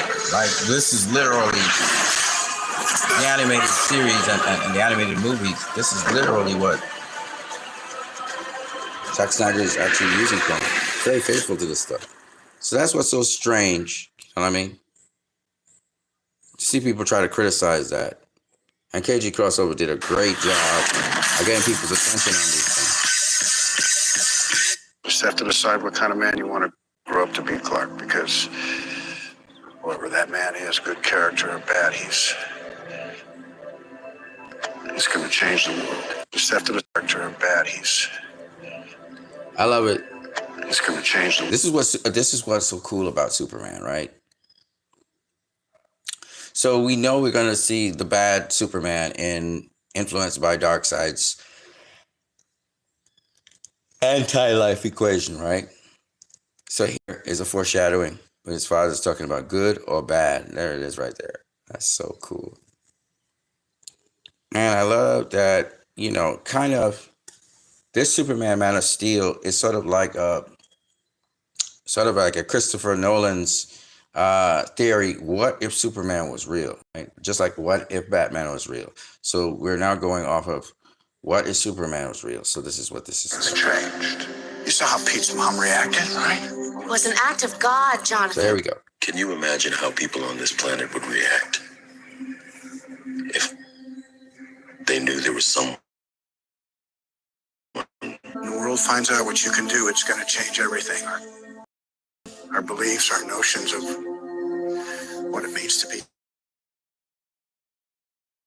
human, everything. Pete's mom reacted, right? It was an act of God, Jonathan. This was providence. She was scared. People are afraid of what they don't understand. She has the power to wipe out the entire human race. Somebody's going to get a photograph or figure out where you live. Clark? Joseph? Kent? My father believed that if the world found out who I really was, they'd reject me. Fear. He saved us. He is not a hero. How do we know you won't one day act against America's interests? How far will he take his power? Does he act by our will or by his own? You just have to decide what kind of man you want to grow up to be, Clark, because whoever that man is, good character or bad, he's going to change the world.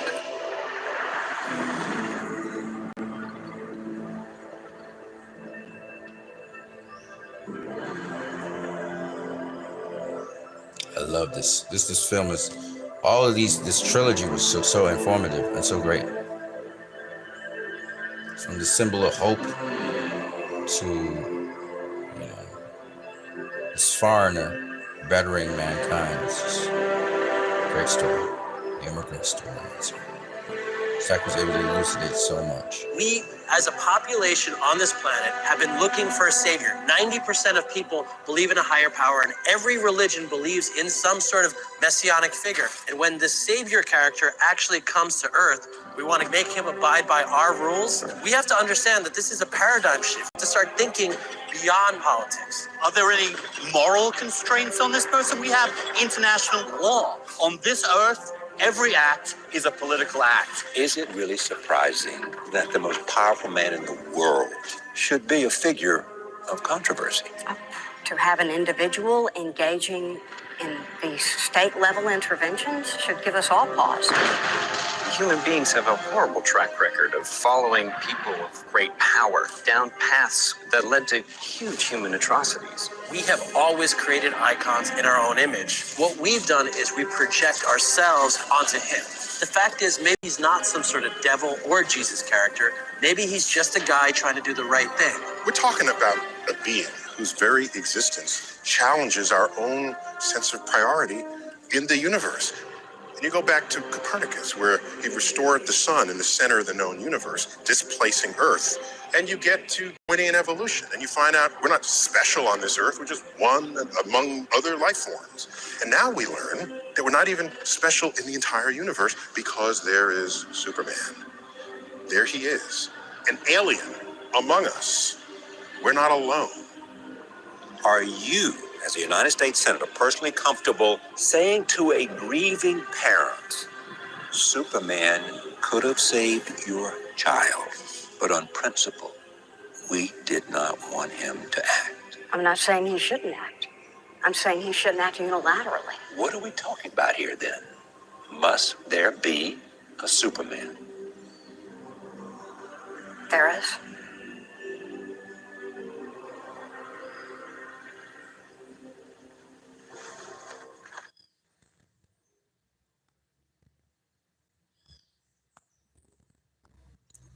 Okay, both these frames say "fuck you, I won." Yep. This is where she presses the thing so that the aircraft would go, and then Mr. Lex Luthor, he doesn't show up for the hearing, and she realizes, oh shit, and he blows up the place. So yep. This is just different scenes of Clark Kent. This is Clark Kent in the wilderness by himself, about to fly. He's internalizing things. Then there's Clark Kent on reflection, remembering things that his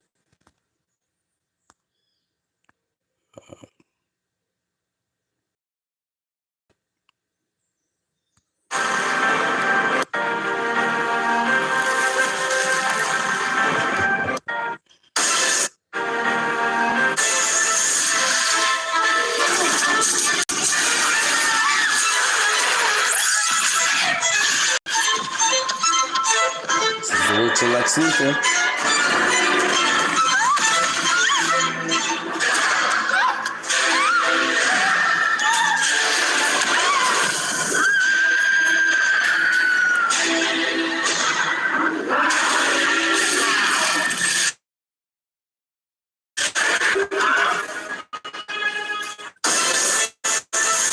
The work of Lex Luthor now, destruction.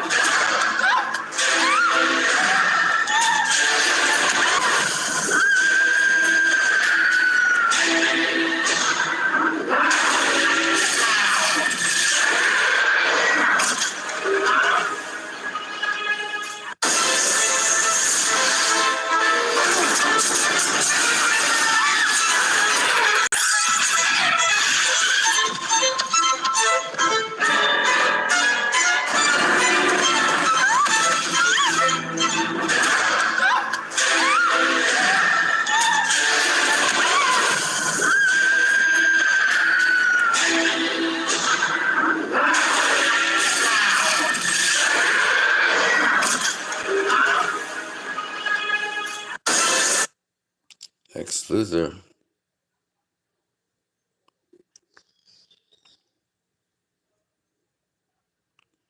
Culloden says no wonder this movie failed. It was making references to Icarus when the average DC fan hadn't even heard of the Odyssey.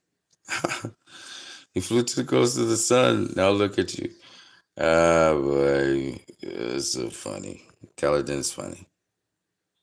That's why people say it's surface level. If you wanted an actual reference, that would make sense coming from Lex. It would have been a Daedalus reference. It is a Daedalus reference. Daedalus is the one who cried over Icarus flying too close to the sun. This shit is too funny, man. So anyway, the point I'm making is that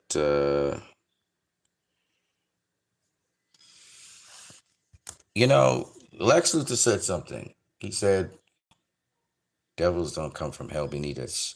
They come from the sky. That's a very deep saying, and I don't think a lot of people gather it. Yes, he was referring to Superman being the devil in that illustration, and that, he's coming from the sky. But he wasn't only mentioning Superman. He was talking about the Kryptonians. He was talking about the threat coming from the sky. Remember, General Zod and his army came from the sky as well. And if you do remember, he said, if God won't kill you, Zod. When he was referring to devils come from the sky, I think he was actually, even though she was talking about a weapon deterrent and so on, he wasn't necessarily referring to Superman as the devil. So, and why that's so important is because later on he talks to the bell has been rung and they've heard it and they're coming from an ocean of stars and he's hungry and he's coming. That again is the devil he's talking about. So I think this truth that he was speaking was a truth that's pretty deep. I don't think a lot of people grasped. They thought, it's just literally Superman. Okay, that's the superficial version. But as you go deeper, the layers deeper, you realize Lex is talking about aliens coming from outer space and wishing harm on Earth. He was saying that's where the devil is. We were looking for the devil, come from below us, but it's actually coming from above. That's a literal explanation, which would explain, Darkseid coming, Steppenwolf coming, General Zod coming, right? But there's yet third, deeper tier that Lex Luthor is saying, and really the words of Chris Terrio. Chris Terrio was telling us something, and this can branch off into Free Palestine and all this other stuff. Chris Terrio was saying, you're always looking for decrepit criminals, low lives and stuff from beneath you, people who you think are beneath you, from hell beneath you, when you really should be looking at people who you praise and laud and speak well of, your leaders even, the people who you're supposed to give law and stuff. They're the actual demons. They're the actual devils. The people who govern you because they're not doing the right thing. And that's the deeper meaning of it that Chris Terrio was actually doing. And that's why he said that should be upside down. That the people who you are considering to be angels, they're devils. And the people you consider devil, they're angels. In other words, the way our media and propaganda is, they demonize the people. What's so deep about Chris Terrio's writing in BVS, and that's what to me makes BVS such a great film, and I know that there are a lot of people out there that don't see the depth, but they're tiers of depth. Chris Terrio is talking. BVS literally refers to the birth of the American United States of America in the sense of the American war against Britain, right? Where they talk about the red coats are coming, and Lex Luthor actually stirs that up to say, we need a revolution against this tyranny that could come in and invade Earth and destroy us all. What was amazing was that Lex had wanted Batman to get the kryptonite to destroy Superman, but in the end, the kryptonite was used to destroy Doomsday. You see what I'm saying? The invention that Lex Luthor made, because what Lex Luthor said was a truth. Devils do not come from hell beneath us. If you're looking for devils to be horned and fiery and stuff, no. They usually come as an angel of light. They actually come as angels. Yeah? So, he spoke a truth that is a truth regardless, and it proved to be a truth in that he created, again, he said you flew too close to the sun, right? This is the Icarus line, but he's saying this knowing that he's converting Zod, who was already a devil, as an adversary to Earth, that is, a Satan. He's converting him, which comes from the skies, into a real monster, into Doomsday, right? And to show you, there's so much depth to BVS. You got to follow the continuity. But I have somewhere in here, I have where Doomsday stabs Superman. And he stabbed Superman with the same hand that he stabbed Jor-El with, showing us that genetic remnants of General Zod inside of Doomsday. Not only you see his face looks something like General Zod, but the way how he attacks, the way how his actions are, is General Zod. And this is why this Doomsday is not the real Doomsday that was from Krypton. This is a method that was used to convert General Zod into Superman's Doomsday. This is why Luthor said, your Doomsday. He didn't say Doomsday, right? Because as we know, the original Doomsday was created by a mad scientist in a lab in Krypton. Okay. Zack Snyder did a lot of amazing things with action, and I took a lot of stuff from that. And already have before then, that's James Gunn saying that. It's not only action, and here we see James Gunn stealing a lot of the ideas and stuff from Zack Snyder.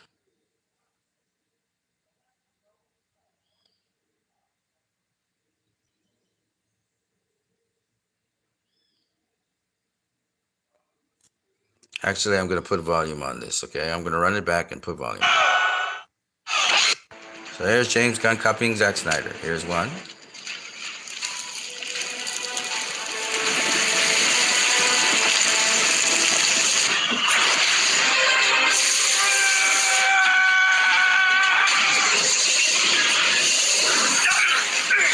You think you've attacked my mother?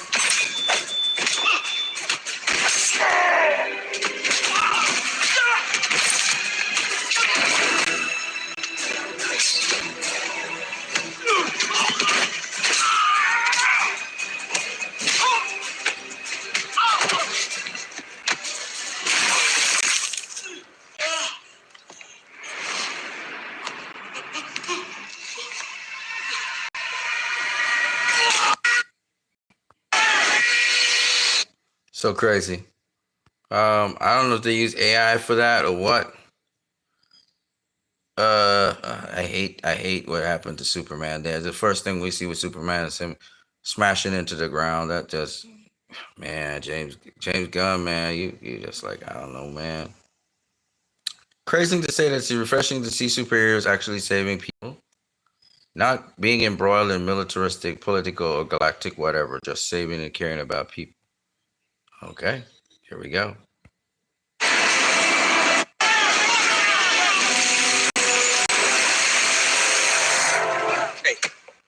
leave her alone.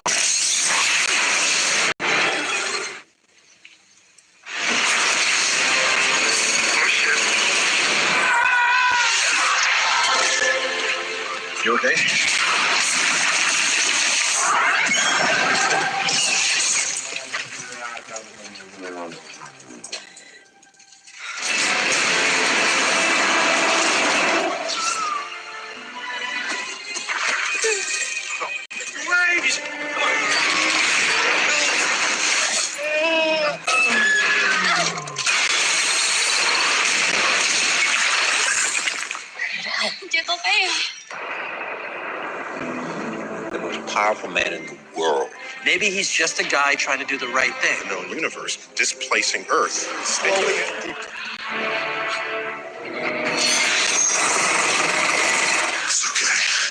I'm a friend of your son's.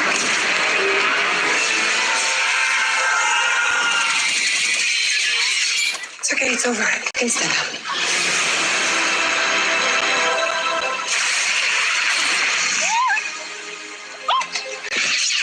You good?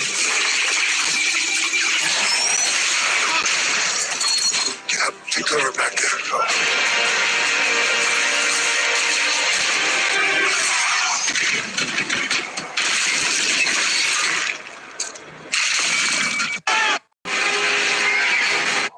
So, you know, I mean, there's a lot more than that, but yeah, saving people is a lot of things. Like they missed out.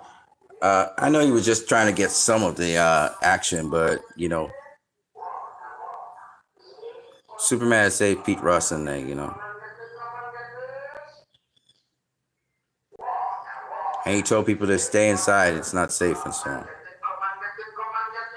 Oh gosh, just shut the fuck up and go on your way.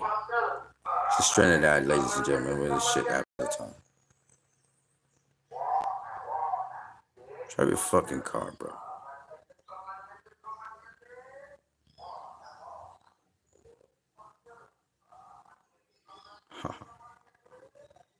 Okay, so this is some of the stuff again, copying Superman.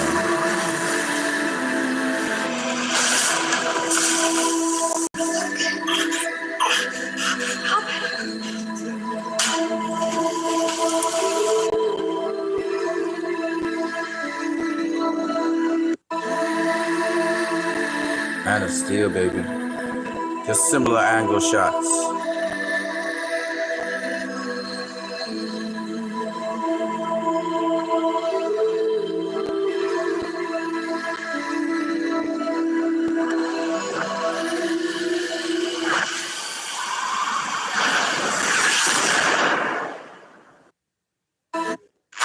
So cool. All right, people. I'm gonna call it a day with KJ Crossover. You can check him out on Twitter. He's really cool. I love his stuff. There's so much more to cover. Henry Cavill is Superman. Always restore the Snyderverse. Look, Crypto. There's Superman. All right. So let me go into this here. Check this out, ladies and gentlemen. This is Free Palestine stuff. Why are you following me? Yeah. You right? Yeah. Got a picture of you? No, thanks. So police in the UK are now stopping people to take their pictures for failing to comply with the new facial recognition technology. Why are you following? And as I said before, what's happening in Gaza is a test pilot for the rest of the world. They intend to have us monitored all over. They intend to use drones to keep us in line, and they're stripping our freedoms of speech. What's happening with TikTok? All of this is what's going on. It's real. No comment. Why are you so concerned about it? No comment. Do you not think it's a good idea? No. You don't? So if I get facial recognition of people, to get identification of their kids, No, the thing is, we live in a country which is free. We don't have to carry ID. So we don't live in a state where the police have the right to see your ID willy-nilly. This takes away my freedom because you're IDing me without asking. do you know that actually works? I'm not interested in your propaganda. It is propaganda. You're going to say, oh, it's good for crime. Yeah, maybe on 1-2% of the time. But in exchange, we have to give up some freedoms. This will not identify you unless you're wanted by the police for specific offences that we're looking for at the time. That's what you tell me. But there's many occasions where government and police lie about the true intentions of technology, policy, and it comes to light maybe years later that it was misused. So at this point in time, where it's a new technology and it's only just in a trial period, I don't fully trust that the technology is being used for the reason you say it's being used. Yeah, and particularly some people don't like to be filmed in California. You know, you have to ask to take somebody's picture in the world today.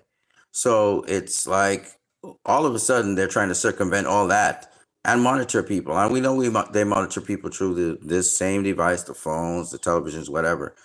But a part of that, if somebody doesn't want their face seen on a scanning recognition device, they should be able to do that. And you remember, these are recognition devices. They're supposed to identify you. So I'm not cool with that either. I think that the rights and freedoms of people are being stripped away very quickly. It's clear to us now that the governments of countries are not interested in the population and in taking care of them. It's just a sort of, okay, by the way, this is what we do to CH you, to keep you calm so that you don't have civil unrest and attack us. Yeah. I'm going to play this there. A lady called Madame Schwab parody. The Labour Friends of Israel have bought up all the show. They own the Labour cabinet with all the money they bestow. This is in England. The Labour Friends of Israel, they don't care about the UK. They want Labour to support genocide. That's the reason they pay. The Labour Friends of Israel use their pals in the press to write claims of anti-Semitism for pressure and duress, to scare into obedience those who show any doubt, to ensure Labour leaders against genocide never speak out. The Labour Friends of Israel have wealth and money, used only to support Israel, the land of milk and honey. Zionist billionaires stole Labour's values and its heart to bring shame on the party as it blows Palestinians apart. There you go. She's saying the truth, and the truth will set you free, ladies and gentlemen. The TikTok ban has nothing to do with China and everything to do with Israel. Yes. This is what ADL CEO is John the Greenblatt 24/7 said. news channel of so many of our young people, and it's like Al Jazeera on steroids. In November of 2023, a recording was leaked of Jonathan Greenblatt, the head of the ADL, referring to TikTok as a problem that needed to be taken care of. We have a major generational problem. The issue in the United States of support for Israel is not left and right. It is young and old. And so we really have a TikTok problem, a Gen Z problem, that our community needs to put the same brains that gave us Tech League, the same brains that gave us all these other amazing innovations, need to put our energy toward this, like fast. Now, one interesting side note here is that I came across an ADL report expressing frustration that they couldn't access TikTok's analytics the way they can with every other big tech company. Like, should they be able to do that? Anyway, now we're about a month into the war, and all these studies started coming out, making claims about the proliferation of anti-Semitism on TikTok. The most notable one from a statistician and tech executive named Anthony Goldblum. He tweeted out on November 30th that a study he commissioned concluded 30 minutes a day on TikTok makes someone 17% more anti-Semitic. Politicians like Nikki Haley go on to regurgitate this claim on national television. Do need to ban TikTok once and for all. And let me tell you why. For every 30 minutes that someone watches TikTok, every day, they become 17% more anti-Semitic. Except that survey didn't say that at all, because A, it conflated anti-Israel and anti-Semitic sentiments, which I believe to be different. And B, Goldblum himself admitted that he made some logical leaps when he was drawing his conclusion. But now things are really moving at a rapid pace. The next day, on December 1st, 2023, the New York Post reported that a group of 40 mostly Jewish tech leaders and business executives confronted TikTok CEO Shouzi Chu over their concerns about anti-Semitism and the allegedly disproportionate popularity of pro-Palestine videos on the app. One of those executives, Anthony Goldblum, the same Anthony Goldblum who we were just talking about. And from everything I understand, the meeting didn't go well in the sense that TikTok didn't commit to a kind of wholesale removal of pro-Palestinian or anti-Israel content. So from then on, The fight against TikTok pivoted from a kind of PR battle that we were just looking at to now laying the groundwork to push legislation through that would ultimately ban the app.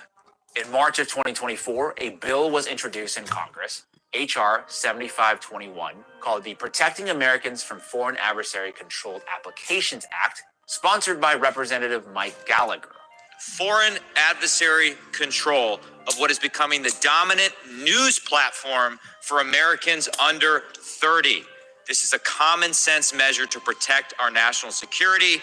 I urge my colleagues to support this critical bipartisan legislation. The argument is one we've heard before. TikTok, owned by the Chinese company ByteDance, could pose a threat to U.S. national security by harvesting user data, and its algorithm could also be weaponized to, quote, brainwash Americans. Now, these concerns, I do think, are valid in a sense, but I think it's worth noting that companies like Facebook and Google engage in similar data collection practices, and then they would go on to sell this data to China. So China is getting the data anyway. But here's where things get really interesting. You start digging into Gallagher's largest campaign donors, you uncover a story that goes far beyond data privacy or Chinese influence. Near the top of his donor list is AIPAC, the Israeli lobby. Here's a crazy statistic for you. Of the 500 plus members of Congress, only 33 members did not receive a donation from the Israeli lobby in the last campaign cycle. So essentially, when Israel wants something from America, they usually get it. Now, another contributor I want to draw your attention to, Palantir Technologies, which is a defense contractor co-founded by billionaire Peter Thiel. Palantir just happens to work very closely with the Israeli military, providing advanced surveillance and targeting software used extensively in their war on Gaza. And one of their consultants, a man named Jacob Hellberg, was responsible for writing the bill. Yeah, it's incredible. A defense contractor who profits off Israel's war were also the ones behind drafting a bill that would, in effect, stifle criticism of said war, which is a clear conflict of interest, no? At around the same time, the Jewish Federations of North America penned a letter to Congress urging lawmakers to ban TikTok due to anti-Semitism. Not one mention in their letter about China or data privacy. TikTok runs all sorts of videos that portray the Israelis acting towards the Palestinians in barbaric ways. And when young people see these videos on TikTok, they obviously become remarkably sympathetic to the Palestinians, and they think badly, to put it mildly, of the Israelis. So the lobby would like to shut down TikTok. On March 23rd, 2024, H.R. 7521 passed with largely bipartisan support. Looking back, I was fully expecting the bill to pass the House very, very quickly and easily because there are a lot of bills that pass the House and don't make it through the Senate. The Senate is meant to slow things down. But 1 month later, on April 24th, the act passed in the Senate, again, with overwhelming bipartisan support, and was signed into law by Joe Biden on the following day. Like I said, I had never seen a bill go through Congress with that kind of speed and velocity, with very little opposition or debate. It's wild. And maybe even wilder, by that summer, Mike Gallagher, the representative who had sponsored the bill, was now working for Palantir as their head of defense. He didn't even finish out his term. He just resigned from Congress and took a job there. I know, all of this sounds like a crazy conspiracy theory. In fact, the ADL did call this a conspiracy theory. The Atlantic also called this a conspiracy theory. They even name-checked me in their article. Quote, "The entire world knows exactly why the U.S. is trying to ban TikTok," James Lee declared on March 16th. Not bad for your boy here, huh? And honestly, this would remain a conspiracy theory. I don't know if I would have made this video if they hadn't come out and confirmed their true motivations. Typically, the Israelis are good at PR. What's happened here? Some wonder why there was such overwhelming support for us to shut down potentially TikTok or other entities of that nature. If you look at the postings on TikTok and the number of mentions of Palestinians relative to other social media sites, it's overwhelmingly so among TikTok broadcasts. So I'd note that's of real interest. And that's where we are today. China or Israel? I'll let you be the judge. There you go. The Hind Rajab Foundation has been tracking down the soldiers involved in war crimes in Palestine. And here's another one right here. He's found in Spain. The Al-Qassam brigades operating in Gaza. This is after the ceasefire, so there's no ceasefire. Don't forget Hind Rajab, who was murdered by the Israeli forces, gunned down.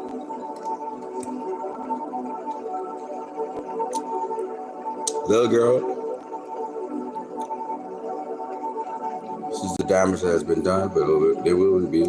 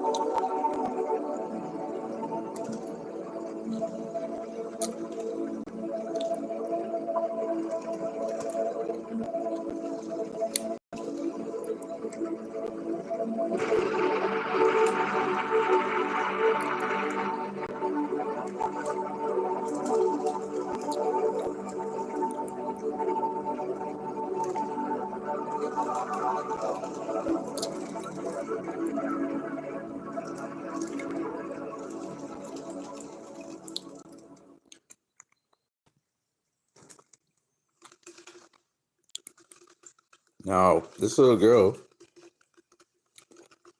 this baby, was killed in an Israeli bombing, but the Zionists are going to say that the baby's still alive and will be released. It's alive.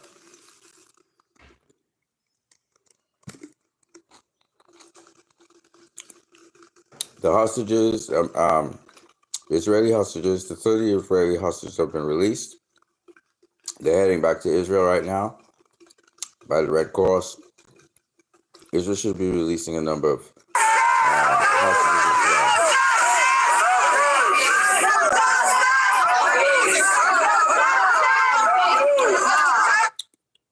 So this is a MAGA guy.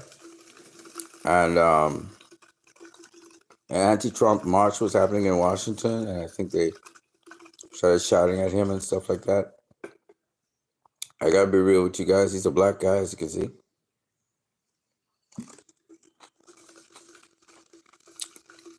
Under Donald Trump, we've gotten this peace agreement, you know.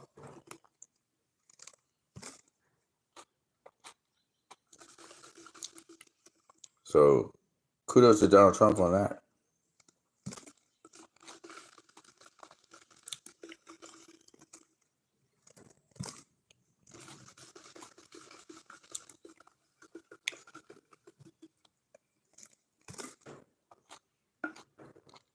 Representative, I can.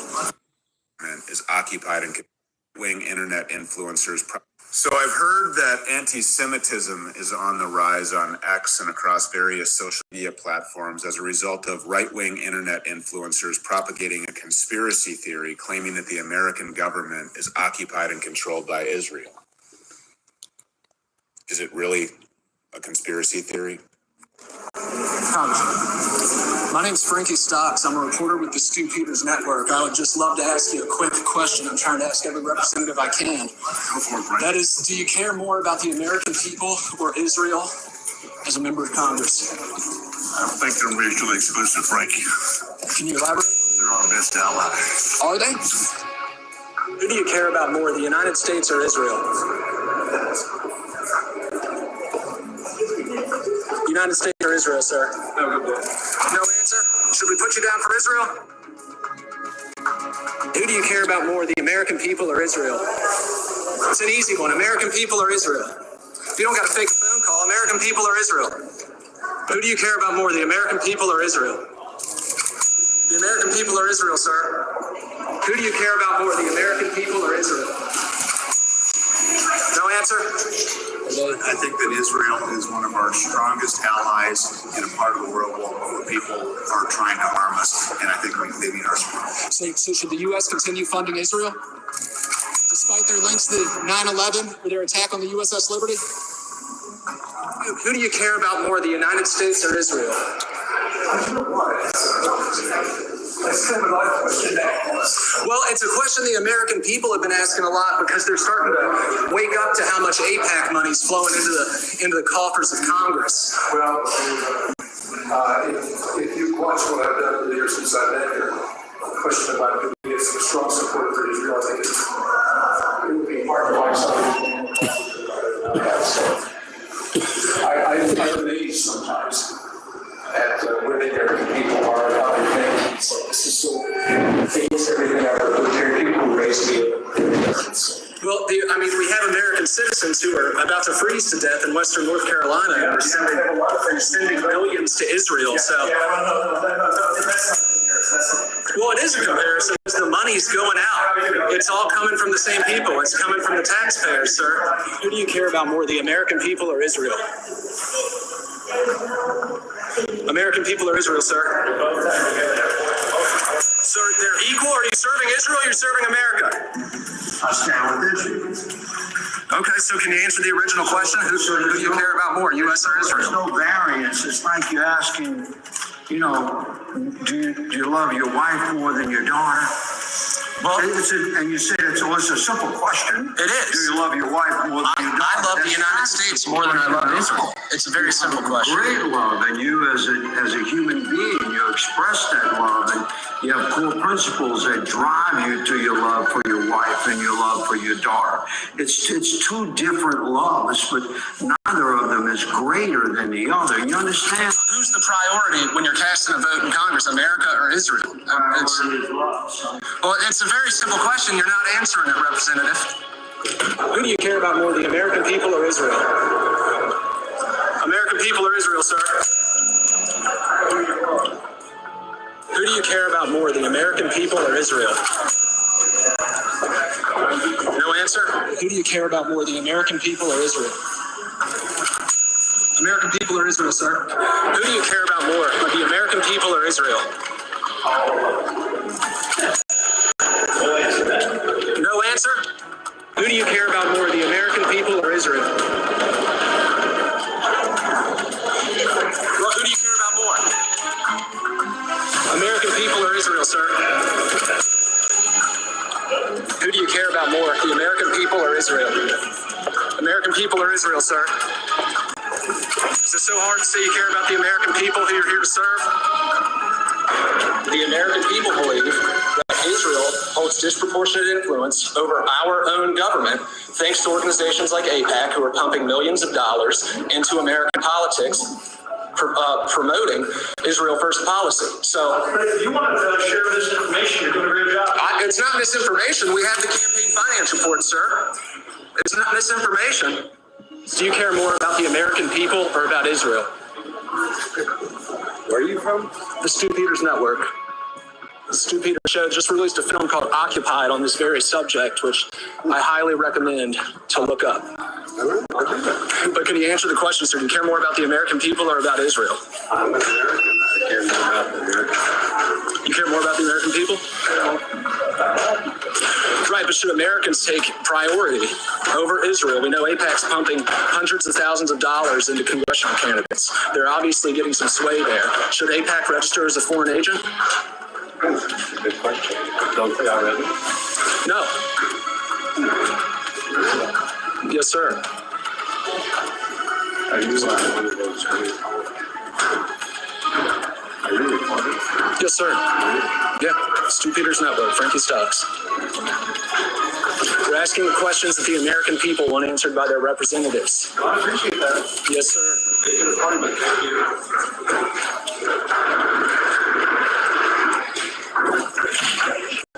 Congressman, quick second. I'm Frankie Stocks with the Stu Peters Network, trying to ask all members I can this question. Very simple. Who do you care about more, the American people or Israel? American people. You are the first to have given me that answer, sir. Thank you. Yep. American people. Number one, man. Always.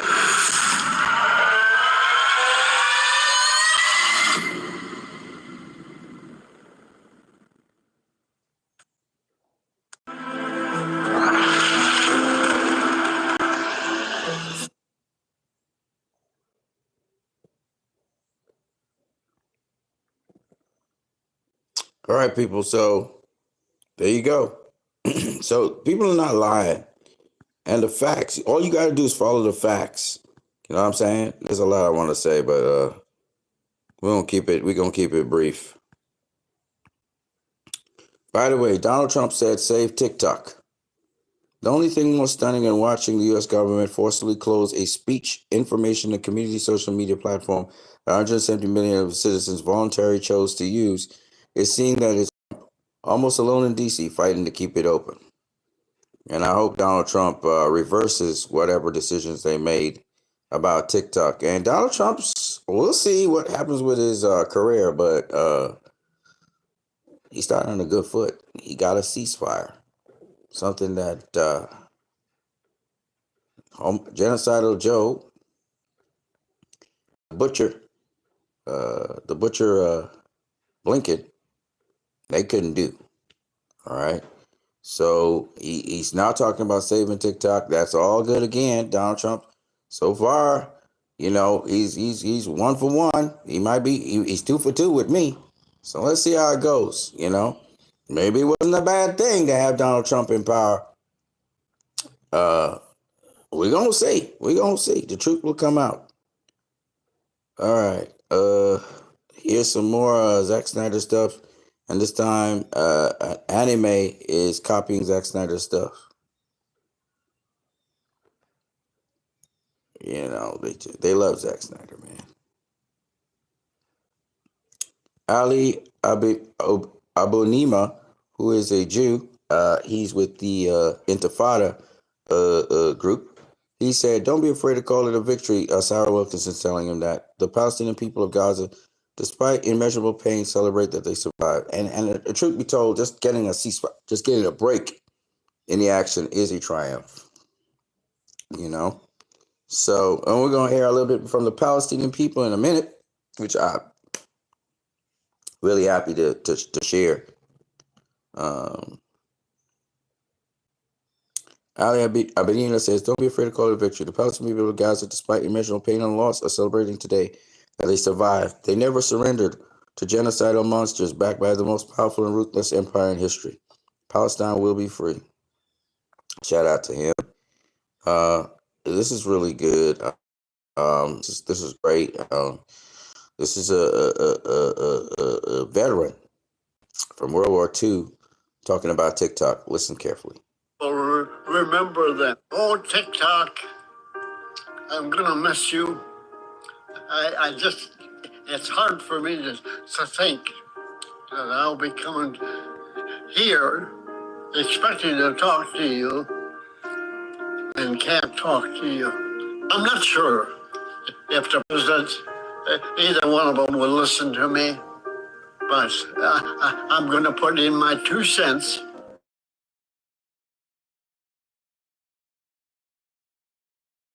Thing you can do to save TikTok. Do it. Do it. Talk rolling for everyone. It has given me popularity. It's opened the door. I've got a whole bunch of children that listen to my TikTok. It's good that these children remember the servicemen, what they did. I've told all these stories on TikTok, so they will remember them. They gave their life. They gave their lives so we had a better world. Now they want to take part of that world away from us. I'm a proud old man. How many people can say these things? Not only am I proud, I'm the luckiest man in the world. Got you guys for listeners. God, I want to thank you all for backing me up. And please continue.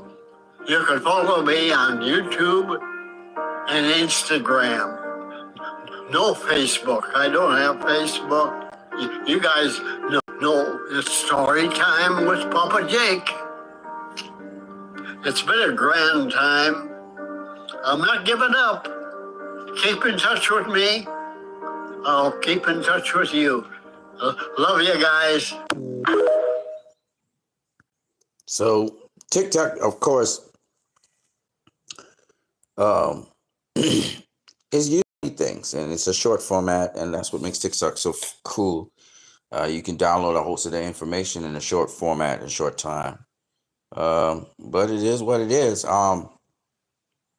Hopefully Donald Trump can do something about that situation. Hopefully it can be worked out somehow. The government of the United States, the federal government, I can't talk about the state governments because I don't know what happens in each state, but the federal government of the United States of America has been very antagonistic towards the population. They have put in laws that have been of no benefit to the population. Anti-Semitic laws. They've put in laws that would prevent colleges from students from protesting about what's happening in Gaza, in Israel, in Palestine. Excuse me. They have been putting in place laws that fatten the pockets of the very wealthy and suck from the pockets of the very poor. And unfortunately, these wealthy people are not giving back. They are not reinvesting back into the population so that you could have more wealthy people and less poor people and more people that can be able to do things and accomplish things in their lives. A wealthy society should be one in which their most vulnerable, their most weak, is allowed to advance just as much as their strongest. When you have a society like that, that's well balanced, you have a prosperous society, a wealthy society, and I know certain societies that are like that. Singapore is one of them. Mohammed Safa, who works with the United Nations, he said, if there's one day I needed your help, it's today. For so long, I've been posting PV English humanitarian campaigns on my posts to help them continue helping vulnerable people. Unfortunately, I let them down after people who were attacking me for my personal views start attacking and reporting the humanitarian campaign. There's no link between my personal opinions and the campaign. This campaign helps vulnerable people in many countries through food, health, education, protection, advocacy, etc. Please stop reporting the campaign and support it instead by donating and helping others. GoFundMe. Okay. Mohammed Safa was able to provide this update here. This is the best video for 2025 so far. Palestinians returning home after 471 days of genocide. So the people are going back to their homes there. Megatron reports that an Israeli lawyer accuses Israel of genocide to the ICC. The Israeli lawyer Omar Shatz has accused 8 officials, including President Herzog, PM Netanyahu, of incitement to genocide against the Palestinians in submission to the ICC. So he's also submitted something. So if you think it's just outside of Israel, outside of the, no. Okay. Here is the Palestinian who is a professional journalist, a reporter, and he's reporting on life in Palestine now that the ceasefire has happened. So I'm going to just get you to him. His name is Abu Bakr Abed. Let's hear him. Everyone is... So that is the scene right now inside the hospital where hundreds of people are gathering to celebrate this long-awaited moment, which is the ceasefire. The Israeli tanks are still shelling central Gaza, particularly areas around the Mediterranean corridor. It's a time of real happiness, pure elation, and everyone here has been craving this moment. So it's their time, it's their happiness, it's their joy, which they totally deserve. Doctors, nurses, medical professionals, and everyone, children, women, fathers, families, everyone is gathering here to celebrate this moment and relish it.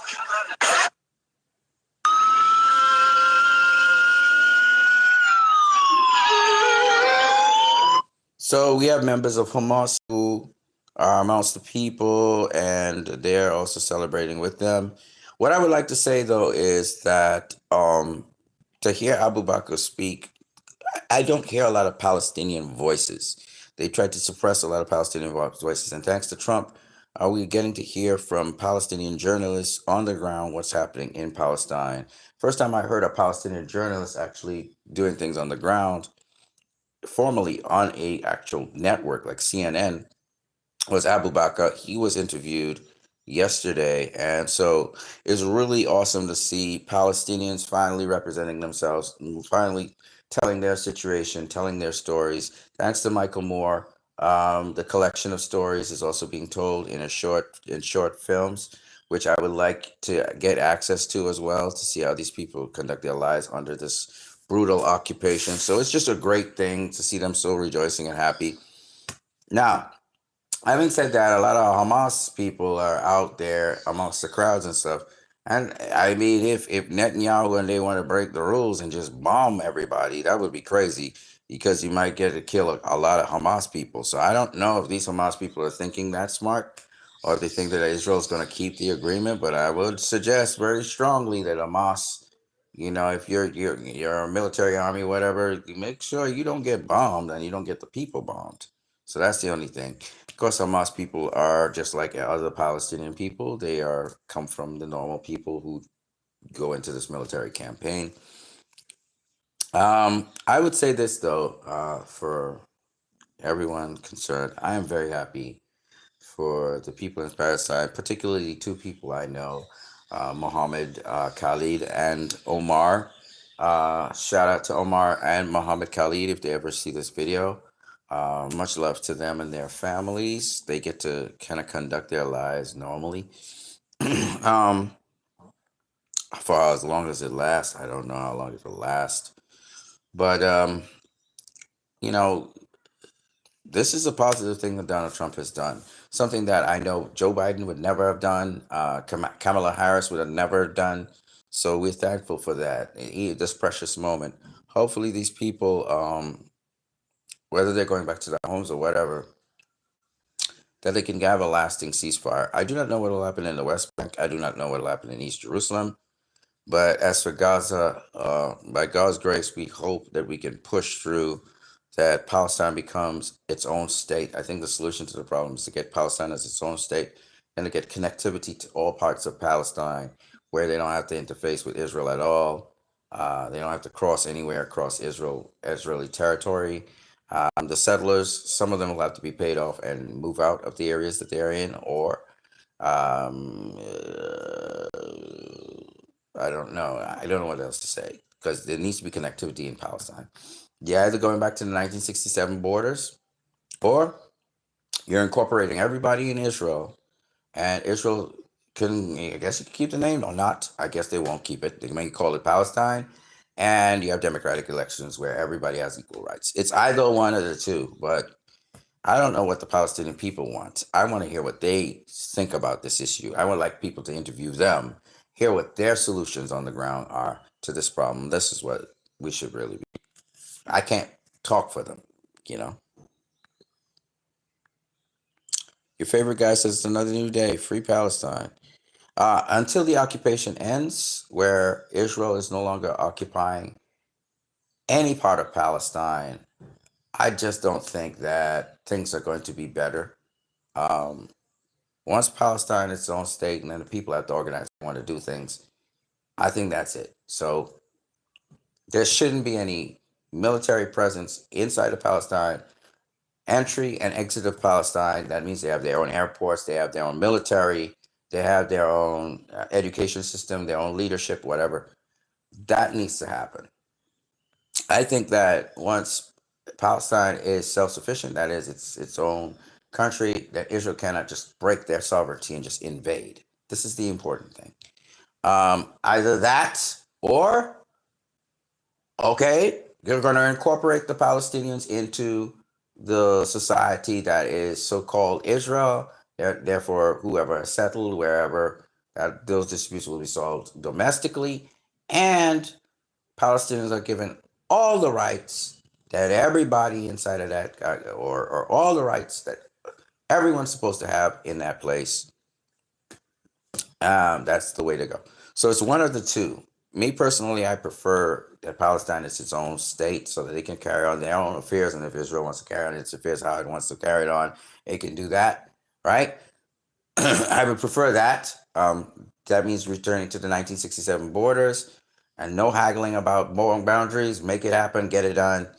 Because Donald Trump will want peace. Sort this thing out, make sure it's done, and that's that. So it's one of those two things. Palestine should be its own country. It's going to be the smaller of the two countries, but in the 1967 borders, at least they will reclaim lands that they lost. Okay?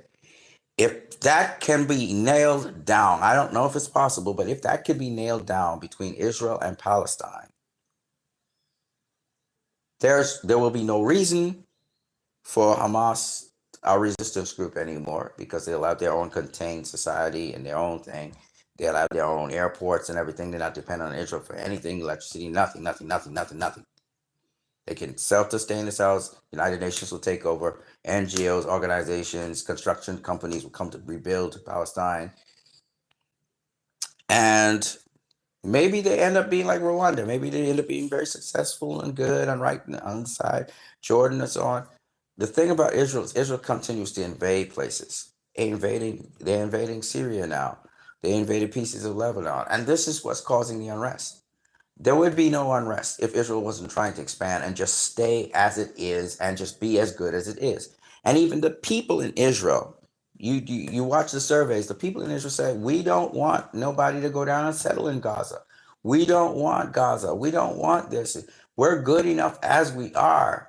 You already took a lot of the people's land, but America did the same for the Native Americans. You got a bad history, but you don't have to continue in that way. The fact that Israel is continuing the way it has always begun is what makes it a danger to the Middle East. But if they were just cool, they took a certain amount of land, okay, cool, they was awarded a certain amount of land, fine. And they just stayed with that. Nobody would be, right now, we wouldn't have an issue today. But they continue the way they always continue. They're greedy. They took the people's land. They got negotiations and agreements from the UK to get land that was not theirs. And don't tell me about 2,000 years ago, your ancestors used to be on the land. 2,000 years ago, my ancestors used to be in the land of Trinidad and Tobago. Doesn't mean I'm going to reclaim all the land of Trinidad and Tobago now. So they're saying, well, it's the same thing with the Palestinians. Well, the Palestinians are willing to meet at an agreement. You had a war, you got some land, fine. You got more land than even what was originally agreed on, fine. We're willing for you to keep that, what you have, and let us have what we need to have so we can have a state.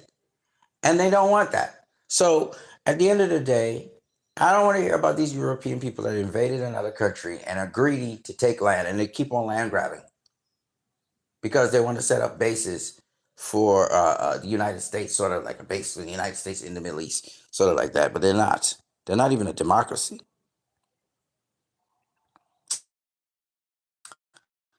Else here. So yeah, with the TikTok ban, we know we're going into all of that. This asshole Tom Cotton was behind that TikTok ban. These are the two doctors that were murdered. 950 health workers were murdered in the genocide by Israel.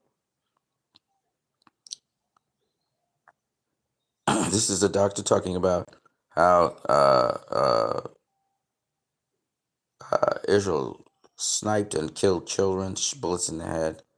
Dave Chappelle just very recently there in an SNL monologue talks about how Donald Trump could be just like Jimmy Carter. You know, he could stand up to Israel, you know, and do what is necessary to have true lasting peace in the Middle East so he can have those negotiations with Saudi Arabia, because Saudi Arabia is really making a push to be Americanized. They're in boxing, they're in sports, they're in car field racing, all kinds of stuff. So, I mean, Saudi Arabia could be, you know, they had a good relationship with the United States, so I think Donald Trump wants to pursue that. Here's something that's kind of interesting. Superman looking at General Zod's aircraft in the air, and here's Batman watching at the Will engine. So they're both looking up at the Kryptonians there.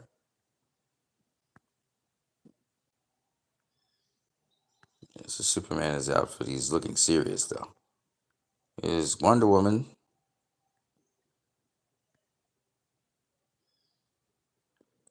Zack Snyder on, on comic book characters and Superman. The American Exile gave me something to check out. Tyrants don't care what you say. So check that out. Henry Cavill has his first child. Okay, so Creature Commandos actually flopped, and we're gonna hear it from this guy on TikTok. For context, the Penguin. So the DCU starts with a flop. Creatures Commandos had 22 million minutes viewed. 22 million minutes, not views. That comes to about 800,000 views. For context, the Penguin had over 5 million views in its first week. No one cared for this show except the 12 of you DC stands out there. It's going to be rough when Superman flops. The last 8 DCU movies in a row flopped. You're delusional if you think Superman isn't going to flop. Wait a minute, what's that down there?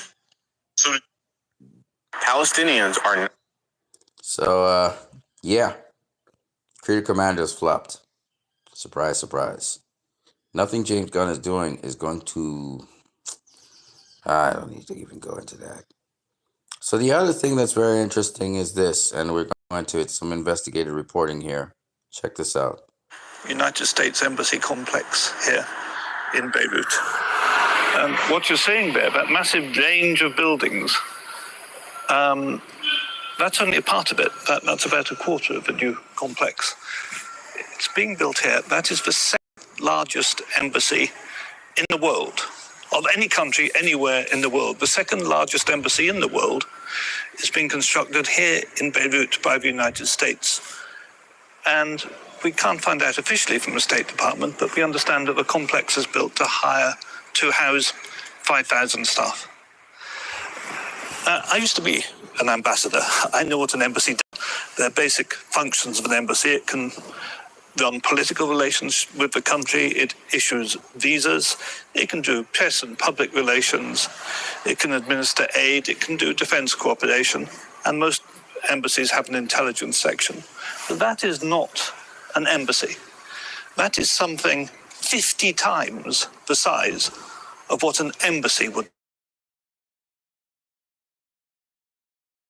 be. When it comes to understand embassy labels, U.S. citizens are entitled to please enroll in embassy.gov to receive alerts and ensure you can keep a patient and immersion. For visas press 1, for American citizen services press 2, for liaisons press 3, for U.S. airlines press 5, for press and consular affairs press 6, for comments press 7. Goodbye. It does that every time you press suggest, it just says goodbye. So I've just printed off the diplomatic list for the United States of America. These are always public information. They're public under the Vienna Convention. And they list the diplomatic staff of every embassy in the country. So you can, for example, look at the embassy of Lebanon in the United States and see how many staff it's got. And it has 7 diplomatic staff. And it also lists their spouses. It's a list of everybody with diplomatic immunity. That's why it's published under the Vienna Convention. The embassy of the United Kingdom to the United States of America is one of the world's larger embassies. It's an embassy between 2 of the wealthiest countries in the world, 2 of the top 8 economies. And as you'd expect, there are a lot of diplomats there handling relations. And it runs to, I think, 120 names, many of whom have spouses. And that's about, the size of a very large embassy. You'll have 120 diplomatic staff in a very large embassy. I could show you also here the Russian embassy to the United States, giving you an idea of, if you like, a hostile or opposed designated enemy mission. And that's slightly smaller. That's about 90 members of diplomatic staff. Then you have other staff who are not diplomats, who are support staff, who are clerical, who are cleaners, who are guards, whatever, who don't appear on the diplomatic list. And normally you would expect the ratio of non-diplomatic staff to diplomatic staff of an embassy to be somewhere between 1 and 2 to 1. So you have slightly more non-diplomatic staff than you have diplomatic staff. So the total staff numbers, say, of the British embassy in Washington would be about 300 people, including everybody, including the guards and cleaners, typists, everyone. And the total number in the Russian embassy in Washington would be about 270 people. The total number in the Jordanian or the Lebanese embassy to the United States, it's probably 20 people, something along those lines. None of those comes anywhere near 5,000 people, which is the amount of people the new massive so-called embassy. I am genuinely stumped. I just do not know why the United States is building this massive, ultra-expensive complex. Why is the United States building this here? Let me come on to this question of the American embassy that's being built here, because we've been and looked at it as close as you're allowed to get to it. It's plainly not an embassy, whatever it is. This is plainly something else. What is it? Why is it so big? And how much do you know about it? Oof. How much do I know about how much do all of the Lebanese know about? It's like the biggest non-secret over here.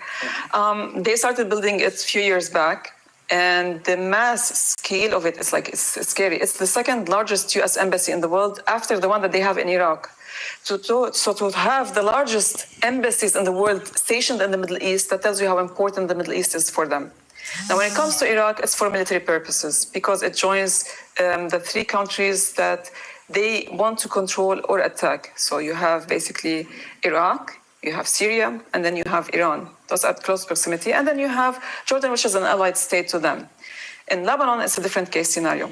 They need it for logistics, for torture, for interrogation, to support their espionage missions across the region. And this is the only country, not only in the Middle East, but in the world, where they can do their bidding, and the politicians will allow them to do so. What kind of an embassy is that that's built on thousands of acres of land? It has underground dungeons that include detention cells.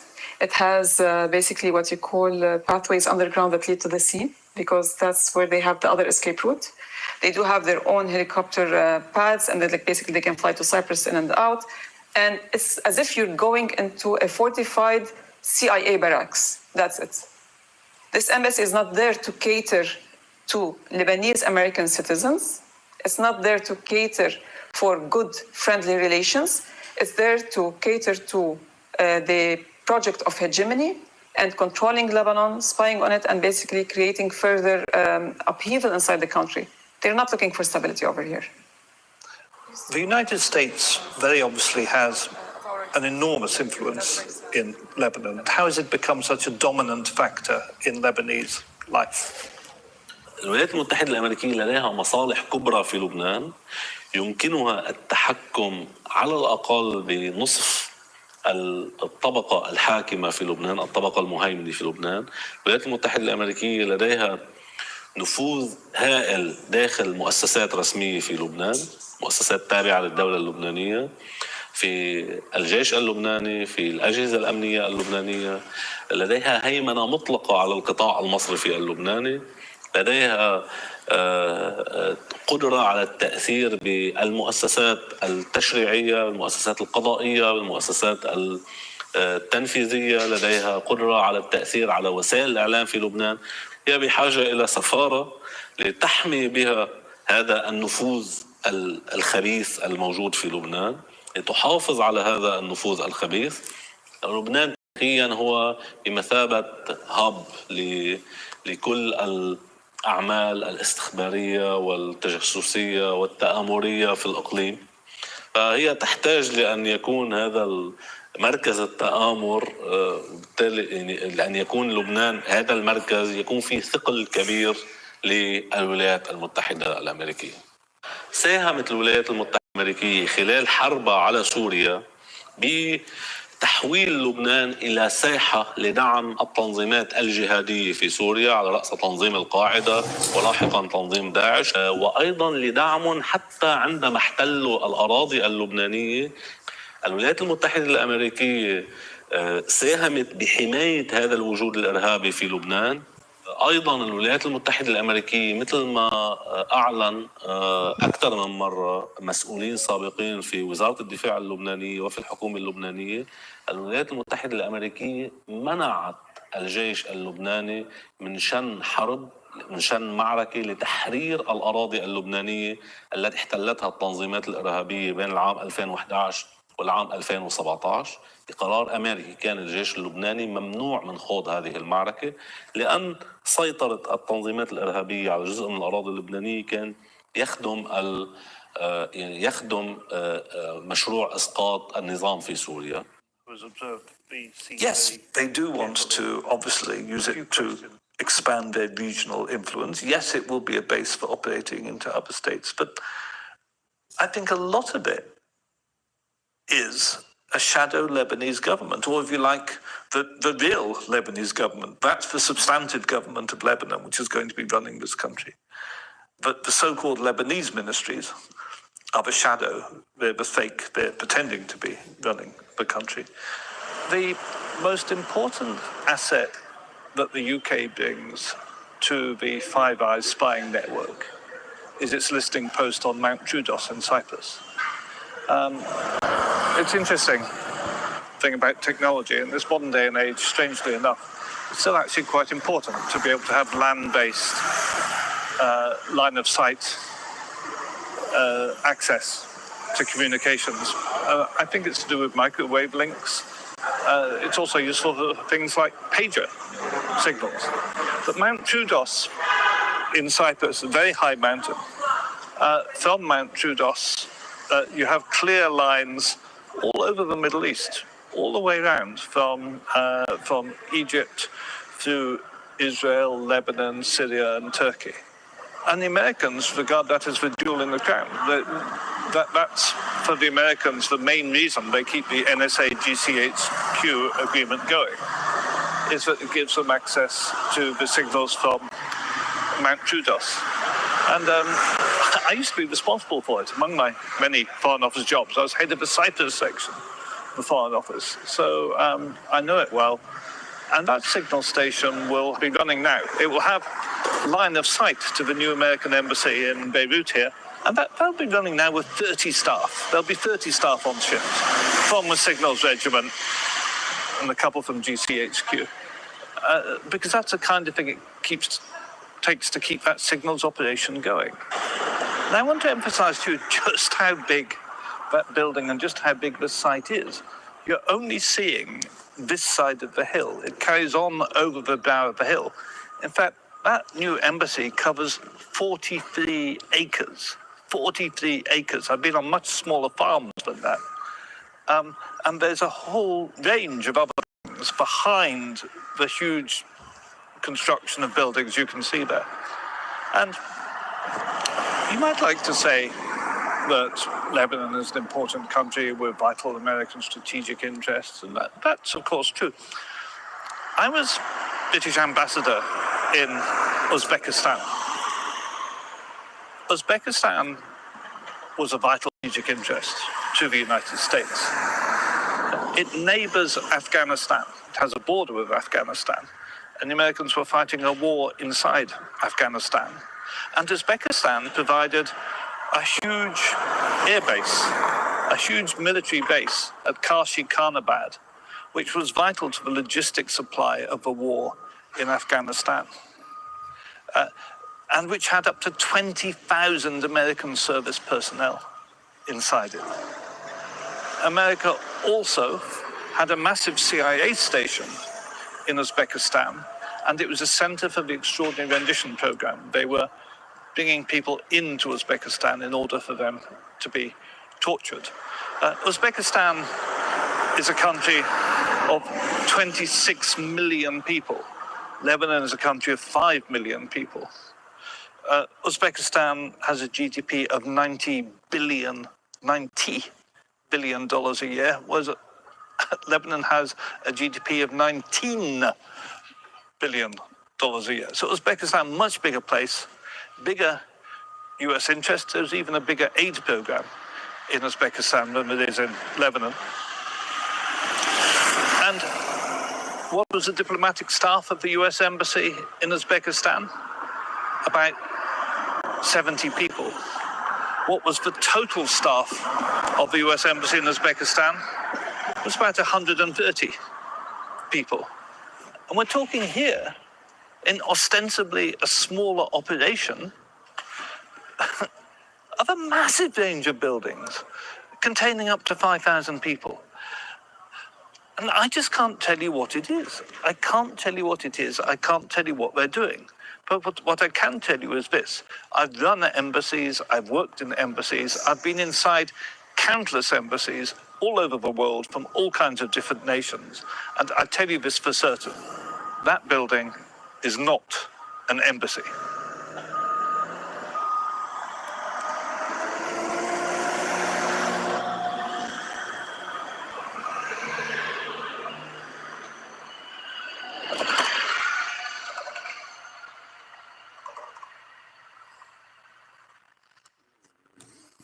So as Sarah says, the U.S. building is a massive embassy in tiny Lebanon? No. It's to run secret president spy in Lebanon, the region, and use it as a hub for flights to Cyprus. This is not an embassy, it's a fortified CIA base. Yes, it is. It's a military operation and logistics. So that's what that's for. And so I say this to say this is not making news, and also that... Why am I joining TikTok just as the government ban begins? Because I don't like being told what to do. I don't like being told what I can think or what I can say. The courts may think there's an exemption to the First Amendment. I don't. I joined TikTok today as a form of civil disobedience to the 170 million Americans who use TikTok. Don't give up, don't give in, resist. Why am I joining TikTok? Brilliant. That's a question for me.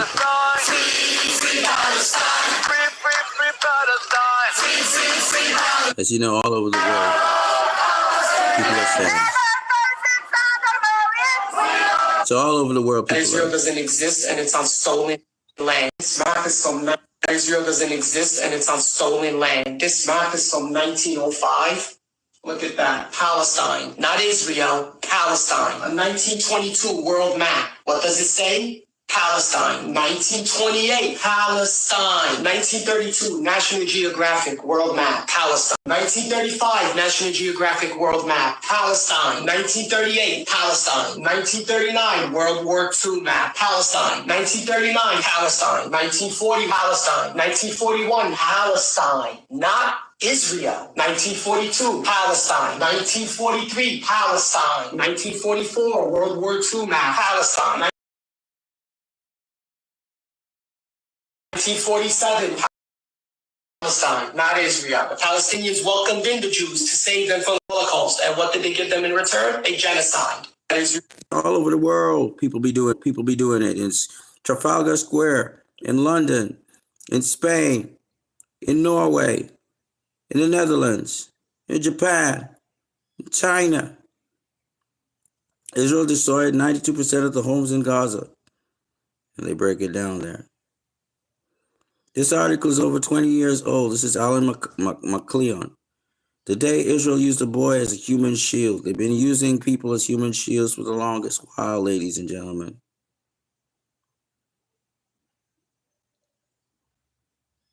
Now it's about supplying relief and making sure that relief gets to the Palestinians. So we're looking forward to that.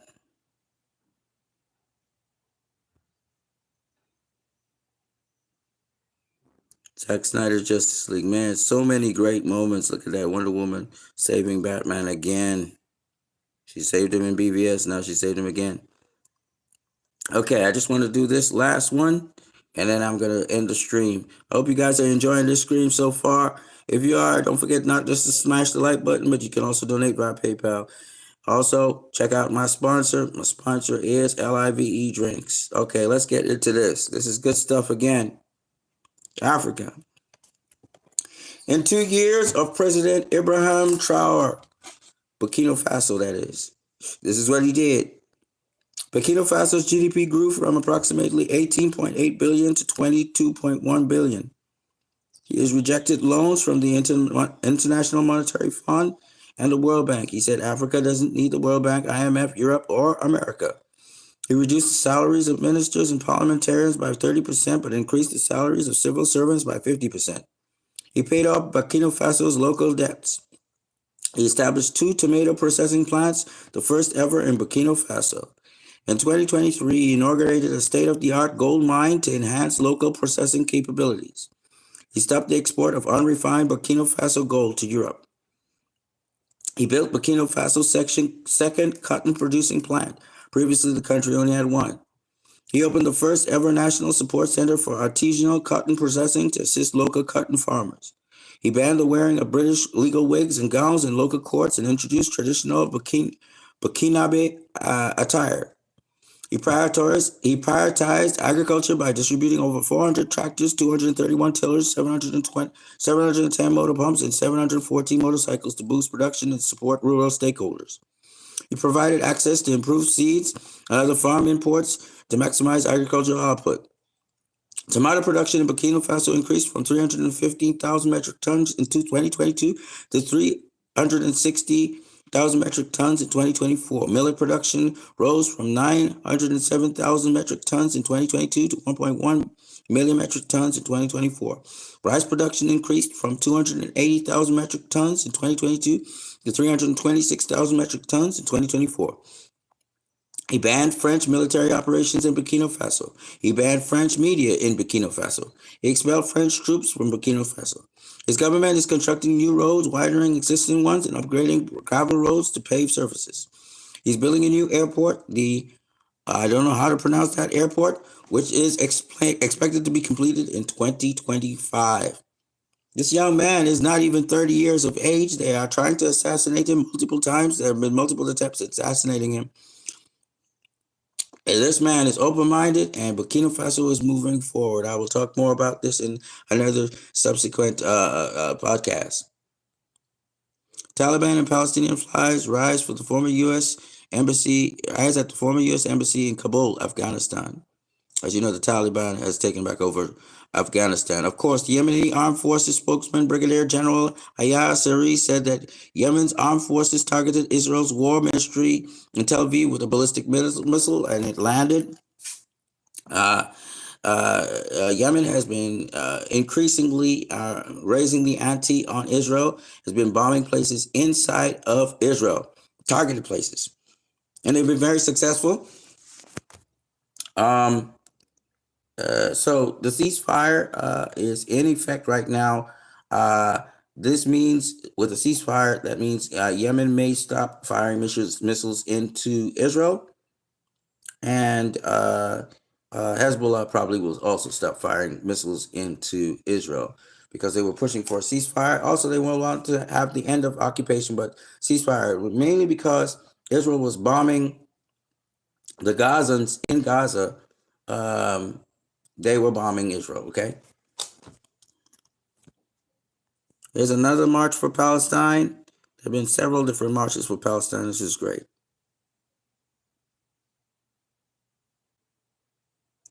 Syria's leader, Giuliani, says Israel's advance in the region was due to the presence of Iranian militias and Hezbollah. P.S. Israel occupied the Syrian Golan Heights in 1967, way before the Iranian Revolution and the funding of Hezbollah. So he was saying it's because of Iranian militias and Hezbollah. He's lying. They occupied the Syrian Golan Heights in 1967, so that's not true. TikTok gives younger Americans access to information our government wants to control. Free speech be damned. Yep. So the ban is there. Should be today.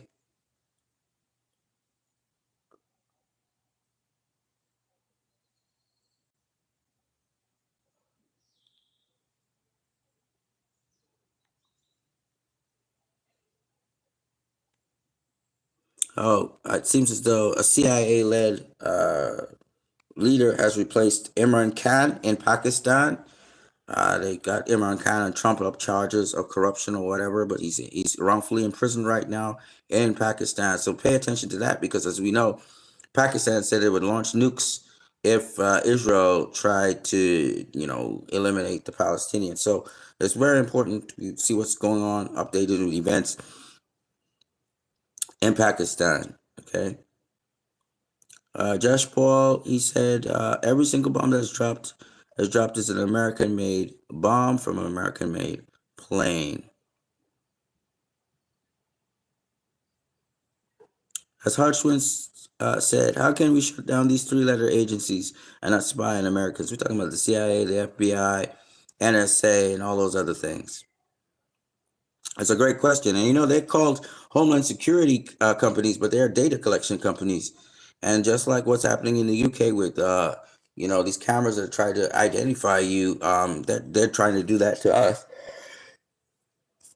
Make us into guinea pigs and target us when they want to target us to take us out. So that's what's up. All right, people, that's what I got. Manny Man says, I support Jews against Israel's genocide of Palestinians. Thank you. Openly Jewish against visual genocide. Thank you very much. This is the president of Rwanda speaking to the African countries, telling them, stop depending on Europe, stop depending on all those other people for aid. You have everything. You're self-sufficient. Let's get to stepping. We can make our own destiny. This gentleman here. 1 million signatures to stop this awful ban on TikTok. I am sending it to President Biden and his senior team this morning. Bad news. TikTok is saying they will still go dark tomorrow night unless President Biden issues a... Okay.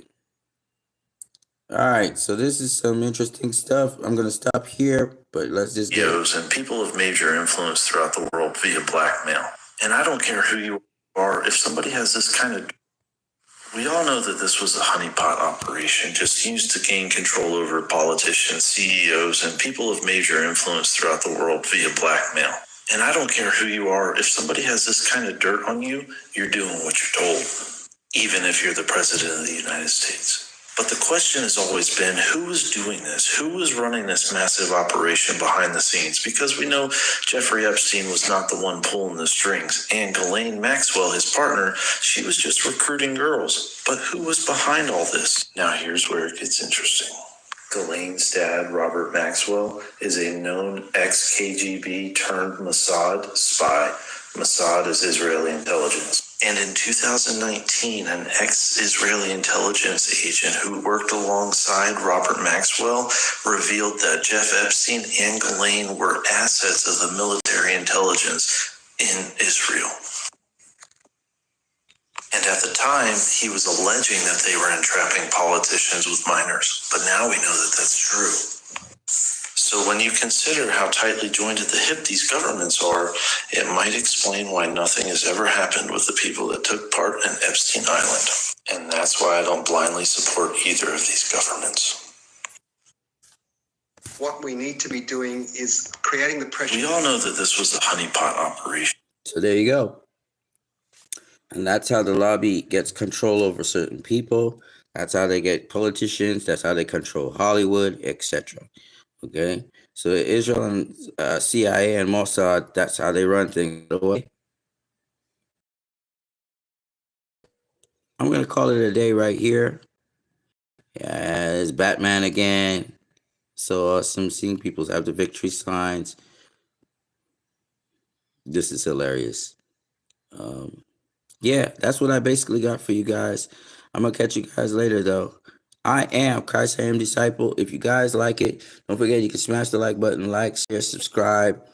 Hopefully I'll be on with Lord Koj sometime in the future, and we'll be discussing more about Palestine, more about Free Palestine.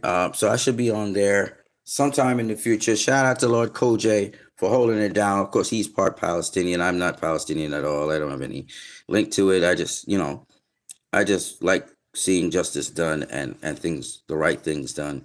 So that's what I've got for you guys so far. I hope you guys have a great day. God bless you all. Much love and peace to each and every one of you guys. I look forward to seeing the Snyderverse restored. I know it's inevitable. We have to be a little bit patient, but it's gonna come. It's gonna come. Much love to you guys. The world is changing.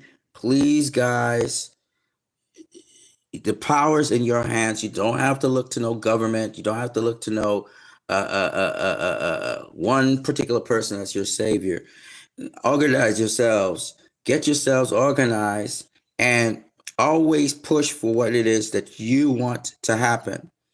You are the majority. You make up about 8.8 billion people in the world, okay? The elite, they not even 1% of that. So you have the numbers. You cannot let people dictate how the future should be. If you know something's morally or ethically wrong, stand up for it. Stand up in your numbers. They cannot resist you. They cannot fight you. No matter what technology they have, they cannot just destroy you just like that. So remember that. I'm going to catch you guys later. Remember, you put these governments into power. It's not that they were kings or queens and they elected themselves separate to you. This is a democracy in that respect. You elect people. So if you're electing people, make sure that they're accountable to you. If they're not following what you have, the mandate that they pledge and promise to you, then it is time for you to remove them and also to take initiatives and carry out the things that you want to see happen as a public. I'll catch you guys later. God bless. Bye.